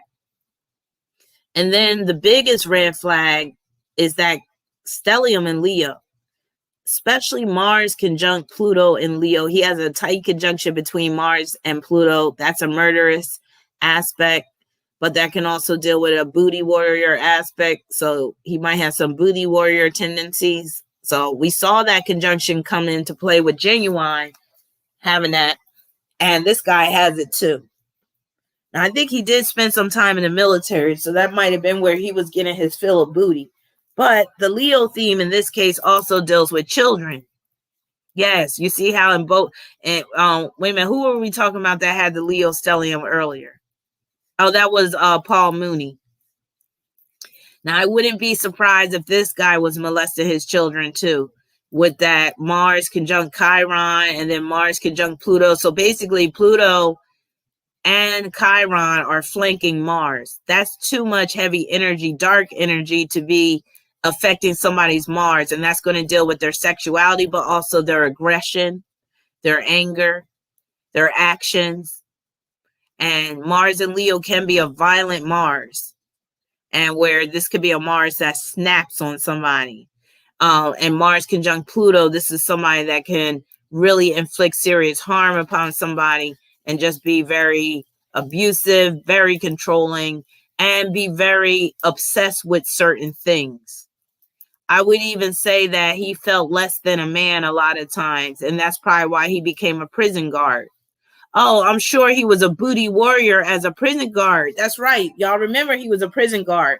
Now that deals with him being an 8, but that also deals with that Pisces South node. Now, remember I said earlier, I was like, I don't trust many men that have them Pisces South nodes. A lot of them are crazy as shit. But that Pisces South node points to him being the prison guard, but also Mars conjunct Pluto and Leo. I bet you he was getting booty from some of them prisoners while he was a prison guard. Yup, he probably knew Fleece. Yup. Him and Fleece was probably tight. Thick as thieves. I'm pretty sure of it. Yup. That was Fleece's main man right there. You know, Fleece probably got all the favors from him. Let him bring in all types of shit. But yeah, that hookup right there. Now, again, that's dealing with children, and that's dealing with him killing those children, but also killing lovers. Because Leo deals with lovers, it also deals with children. And this can just be a man that's just, again, he's like super intense with his hatred. This can be an aspect where he can become psychotic. Now, he has some Gemini energy, which doesn't help his case. That Mercury in Gemini, that can be somebody that rationalizes any type of action. Then he has Saturn conjoined to Uranus in Gemini, so this can mean he's some type of an activist. But that can also deal with mental health issues as well, especially sudden bouts of depression, where depression just comes upon him suddenly like that, like boom.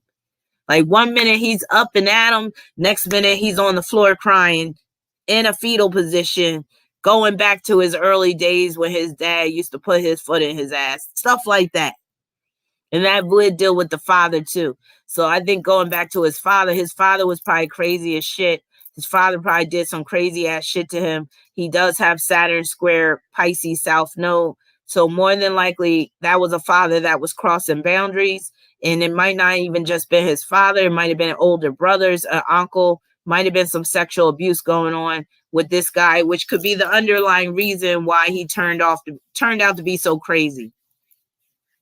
That Mars conjunct Pluto and with Chiron in the mix, that can be aspects of sexual abuse that he suffered growing up. Now, I'm not excusing what he did in terms of killing those 13 people, but usually there's an underlying reason why someone does what they do. Usually it starts somewhere.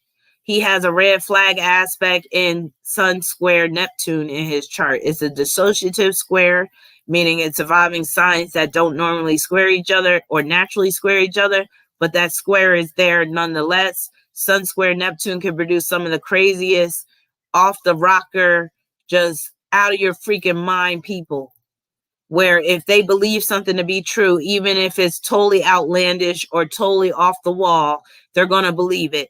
This is also somebody that can have blackouts.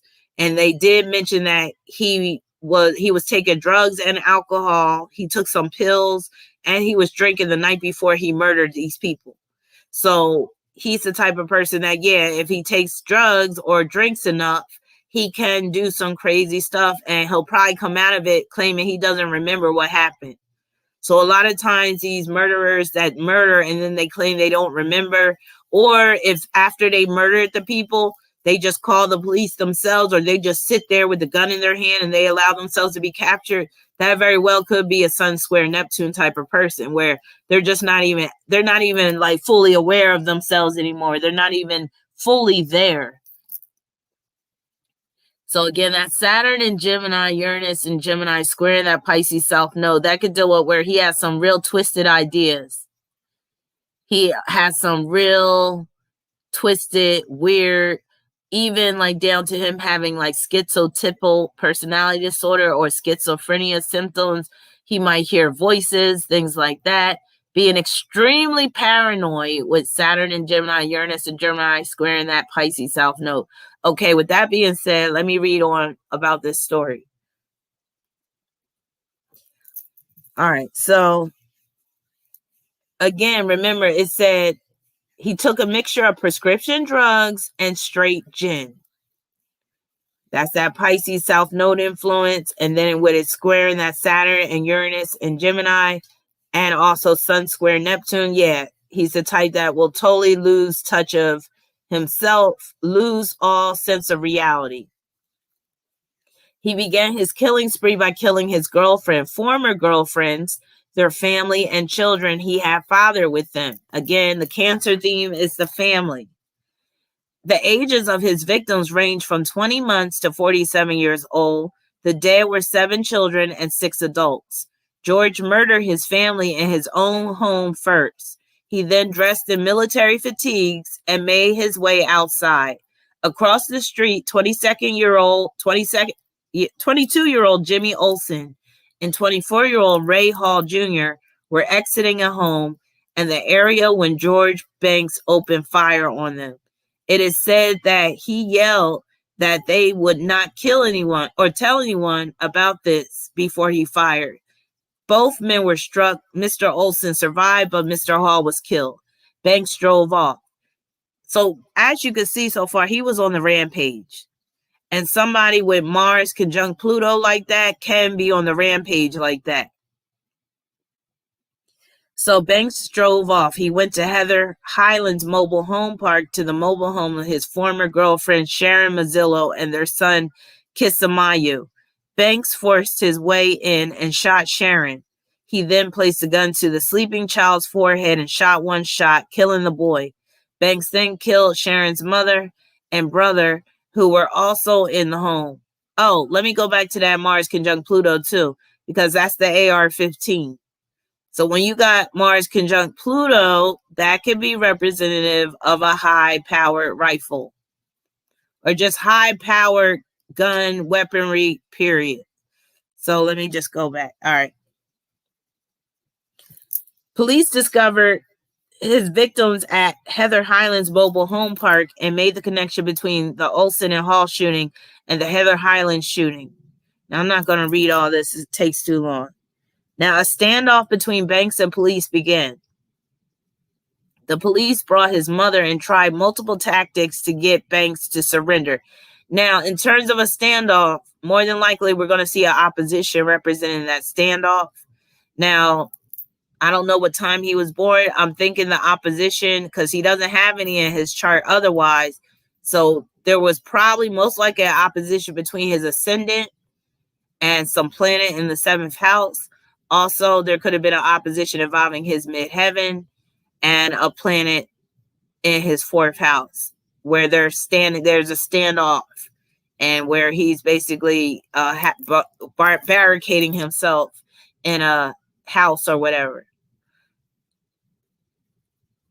And just knowing that there's probably an opposition involving his ascendant or midheaven will help you to determine his birth time, or at least kind of get it in the ballpark. But I don't got time for that right now. All right, let me go back.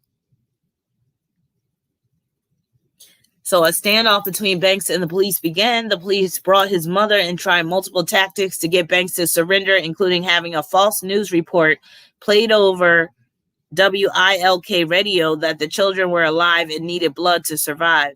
The police tried to use this to draw Banks out of the standoff. Finally, a former co-worker, Robert Brunson of Banks, was able to talk him out. It took 4 hours for the standoff to end. As of September 30th, 1982, Banks stood accused of 8 counts of murder, attempted murder, aggravated assault, reckless endangering another person, stealing a car, robbery, and theft. Now, I'm trying to get back to his timeline, like his background.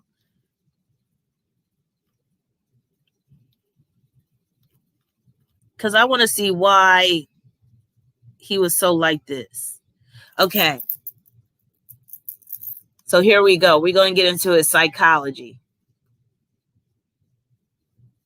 So it says, like a horror movie, Mr. Banks, who has served 7.5 years in prison for attempted robbery before he became a prison guard, was charged in 5 of the deaths. The police said most of the victims were taken by surprise as they slept or sat watching television. 8 of the victims were killed in a house here. Another man was killed and a companion was critically wounded outside the house. I'm going to need a root beer after all this. And the 4 others were found dead in a mobile home. I'm about to put one in the freezer right now. It's like something out of a horror movie. For 8 hours, a neighborhood in the old hardcore cold town waited in fear as the police from 2 municipalities and sheriff deputies surrounded the house. See, this definitely, he has to have an opposition in his chart, either involving his ascendant or his midheaven, just off of this alone. So I might play around with his birth time later. So police cordoned off the area and evacuated neighboring houses. Now, again, here's the motives. No motive has been found for the slayings, the police said, although there were reports from neighbors of domestic disputes between Mr. Banks and at least 3 of the women said to have been his girlfriends. We are still trying to determine the exact relationships between the suspect and the victim, said Mr. Gillespie, the district attorney.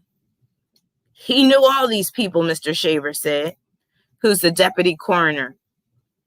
Neighbors described Mr. Banks variously as a good father, a highly religious man, that's his sun conjunct Jupiter, who had mail-order minister's degree, sun conjunct Jupiter, and a man who was fascinated with paramilitary topics such as weapons and making bombs, Mars conjunct Pluto. Slain at the trailer camp were Alice Mazzillo, 47 years old, her daughter Sharon Mazzillo, 24, Kismayu Banks, 5, and Scott Mazzillo, 7.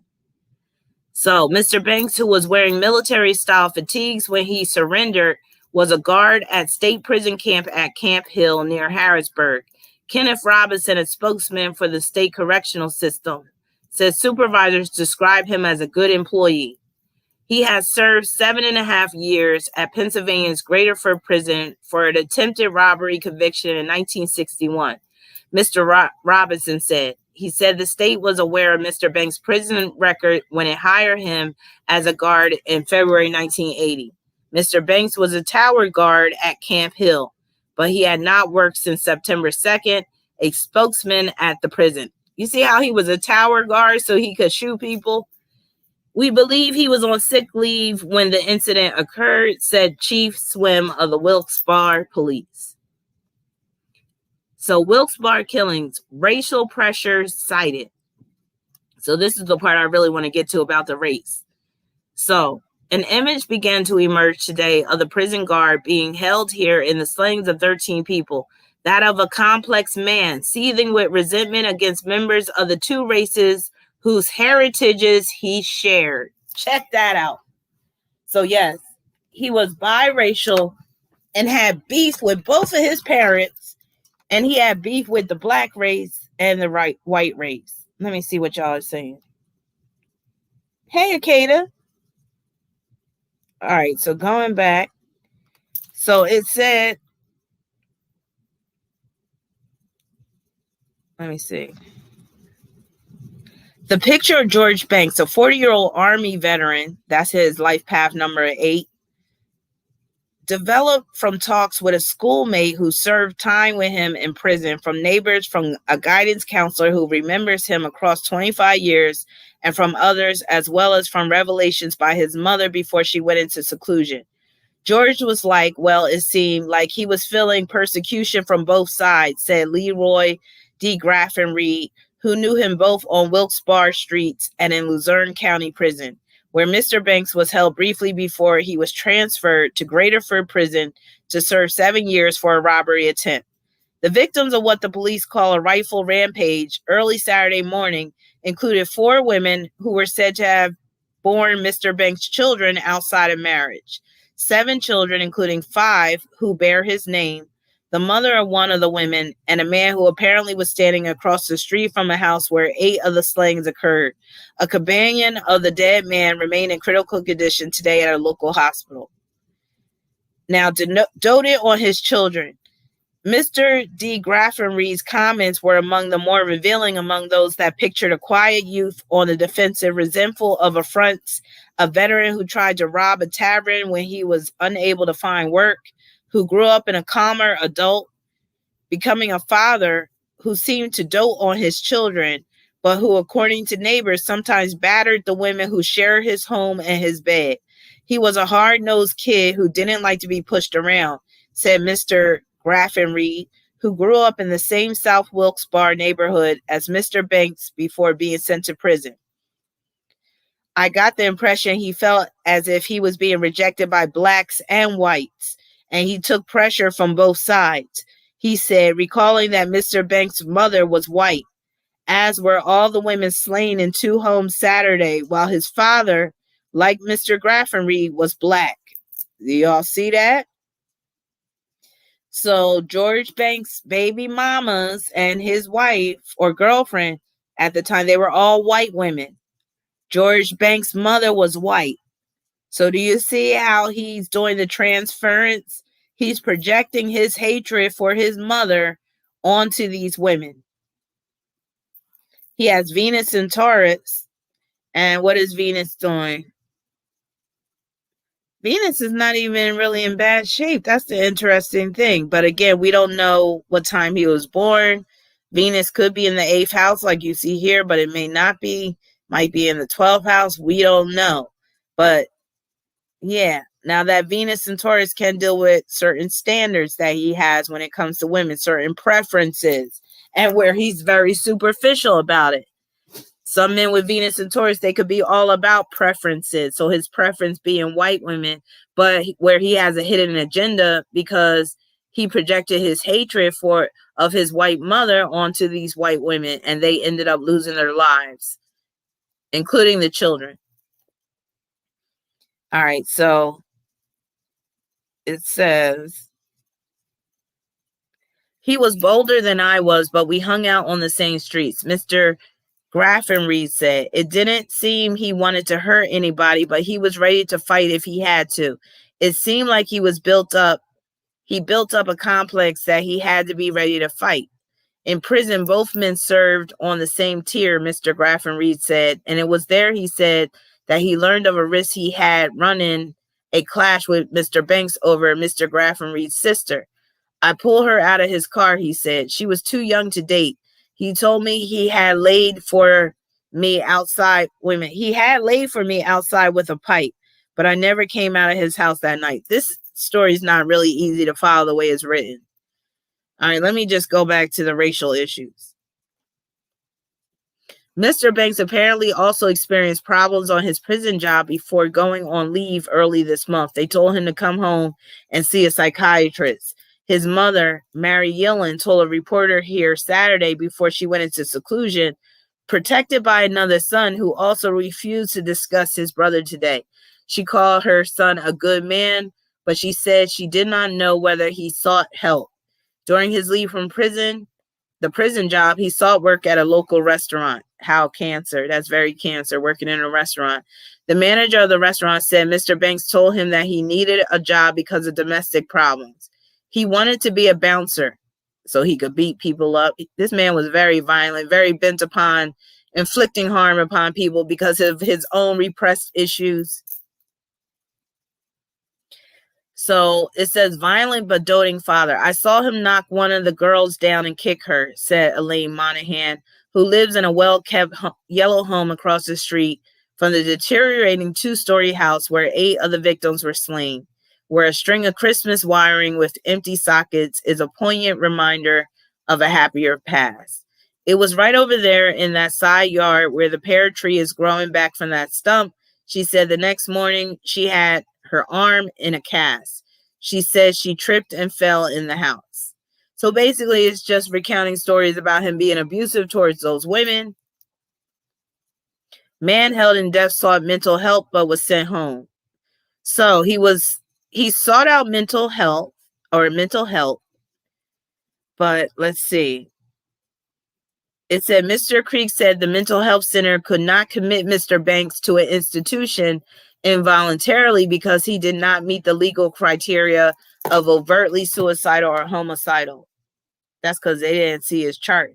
Now, so this man was very conscious of the fact that he was psychotic. He was crazy. He did try to get help, but they turned him away. And a lot of times that is what happens with mental health facilities. If you can add 1 + 1 and say it's 2, they be like, okay, you could go. You ain't crazy. Bye. And they might write you a prescription for some Prozac or Xanax or some shit like that. But a lot of times they don't take mental health cases seriously, mainly because they're already overstaffed with,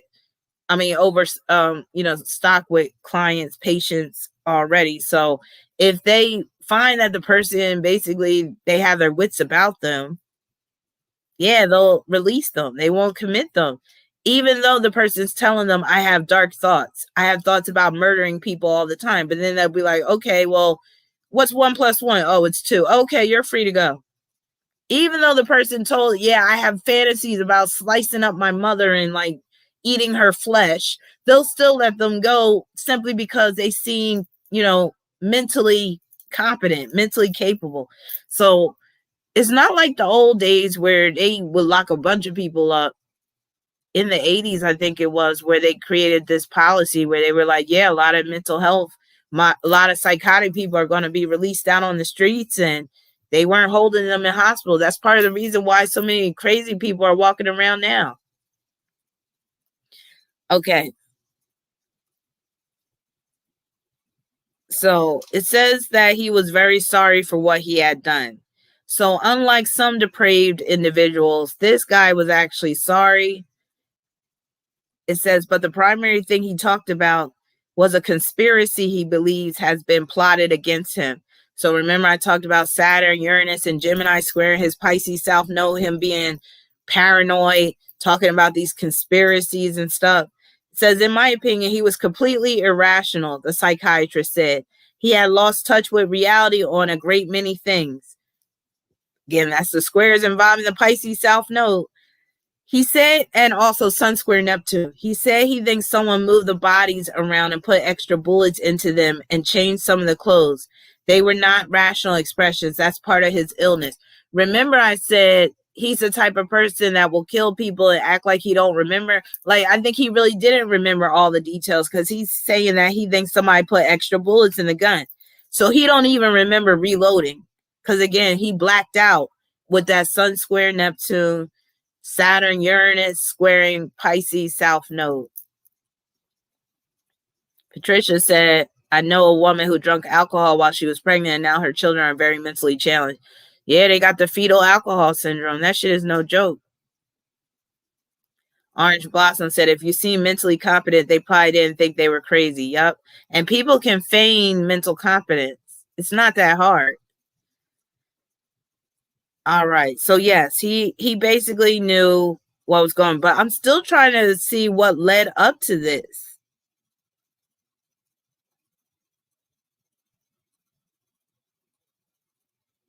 Mental illness.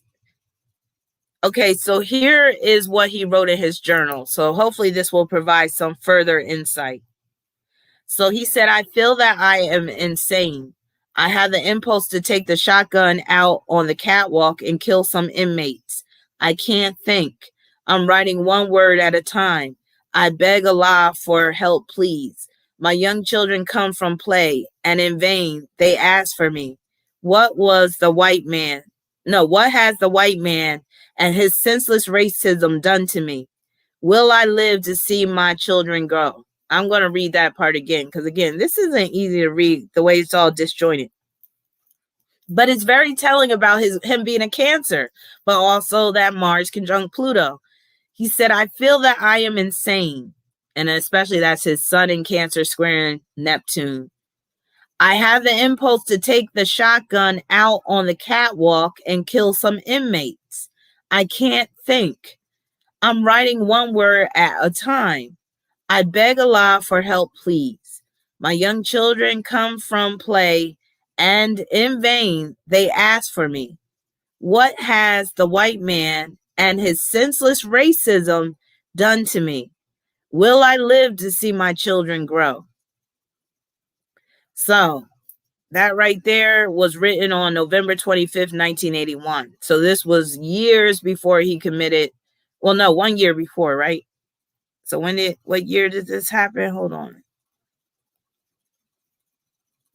Yeah, so the murders was 1982. A year prior, he wrote that in 1981. So he knew full well that he was just a ticking time bomb.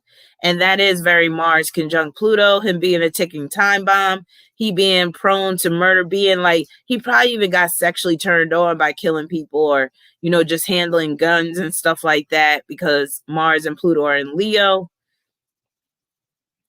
But yeah, I mean, that's basically it. The whole main theme is him basically taking the race thing too far, him being biracial, and a lot of biracial people have challenges with fitting into either side of the racial spectrum. And also where he just allowed those emotions, Sun conjunct Jupiter and Cancer, allow his emotions to totally cloud his logic, his rationality, just like the psychiatrist said, totally irrational. And with Sun conjunct Jupiter in Cancer, he was totally myopic. He could only see things from his perspective, and everything he looked at was basically about race. Everything had a racial spin on it. And again, it's about when race is the only thing that matters, and that can very much be indicative of Sun conjunct Jupiter in Cancer, especially with that Sun squaring Neptune, and then also him being out of his mind, that Saturn conjunct Uranus in Gemini squaring that Pisces South Node. So he had it really messed up. Now, I don't feel sorry for him, but it does seem like, unlike some of these guys that, have these huge red flags in their chart, some guys, they take pleasure out of going on some rampage like this.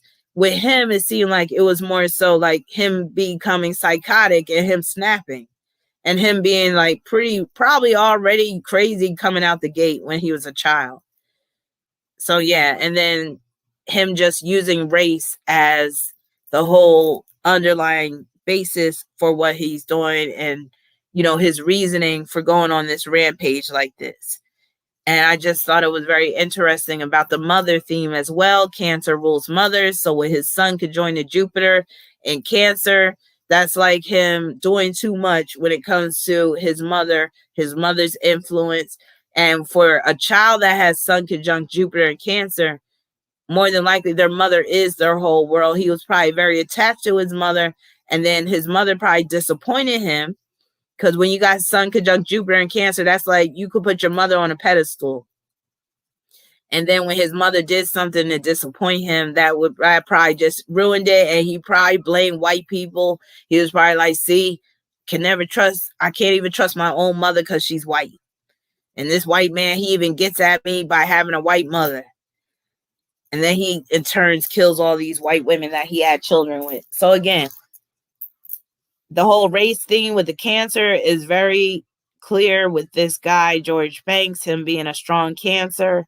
And then that Leo influence, that's that children. But Leo is also the sign of pride. So it could show that he, had this false sense of pride in terms of who he was as, and you can't even say he was a black man. He was a biracial man. But of course, society would see him as black. And, you could even say Mars conjunct Pluto and Leo with the Chiron influence. That's somebody that has wounded pride. So he might have grown up throughout life with wounded pride. Every time he tries to be prideful of who he is as a black person, he gets reminded that he's half white. Every time he tries to be proud about his white heritage, he gets reminded that he's half black. So in his mind, he can't win. It's a no-win situation. And for some people, you got plenty of biracial people that are well-adjusted. But somebody like him with Sun conjunct Pluto and then that Sun squaring Neptune, no, he couldn't be well-adjusted as a biracial person, especially, again, Pisces South Node. And that Pisces period, when you got a Pisces South Node, you might suffer from feelings of inferiority. So I'm thinking he had a serious inferiority complex. And that's why he was very much about toting guns and being a prison guard, because he was like the little wimp that ends up going to the gym, working out, pumping up, getting all beefed up. And now he wants to play the bully. But with that being said, we're coming upon the 4-hour mark. I think I'm going to close out here. Let me know what y'all think in the chat, in the comments. Any contributing remarks y'all want to make before I close out. I don't think I had any more super chats. I think I'm pretty much done with that, but let me make sure. This man making my stomach hurt. Yep, I got all the super chat. Let me check about the Cash App. Speaking of cancer in the stomach, he making my stomach hurt. Honestly, he is. I don't know what's going on. But yeah. But that's about it for tonight. Thank y'all for showing up and for hanging with me. It's only 11 o'clock where I'm at. It's about to be 11 o'clock. So thanks, Shelly. Good to see you. And you're welcome, Tara, and thanks for becoming a member. And again, if you would like to become a member of my squad, and again, I don't know what I'm gonna call y'all yet, but the join button is at the bottom of the video. So click join if you want to become a member, and you will get some benefits. You will get first access to some of my live streams, free 1-card readings, all that good stuff. Consider joining my Patreon as well. So here's my Patreon once again, because there's some good things on Patreon. And again, I'm looking forward to the watch party on Saturday night. And if anybody would like a reading, Tara just posted my website. Thank you, Tara. Here it is right here. And I'll be at your service. And I hope y'all were able to get some insight about this Cancer situation, because the race theme with Cancer is super strong. And again, with Cancer being a purely emotional sign, it makes sense why people get all emotional about the race topic. So as Mars is in Cancer, and it's going to be in Cancer until I think June 10th, we all need to, just keep our cool, because some more racial conflicts could be occurring, and we need to keep a level head about this, because again, race ties into emotions, and people tend to get too emotional over racial conflict, racial topics, and sometimes it's not even all that necessary. So I'm going to say goodnight, peace, many blessings. I'll be back soon with some more live streams and some case studies, whatever I got going on or whatever. And I'll be bringing some more guests on soon. So peace, many blessings. Thank you, everybody who sent me the super chats and the Cash App, whether it was just for a donation or if it was for a reading. And again, check out my Patreon. Also check out my, consider becoming a member. And yeah, I'm out. Love you guys. Bye-bye.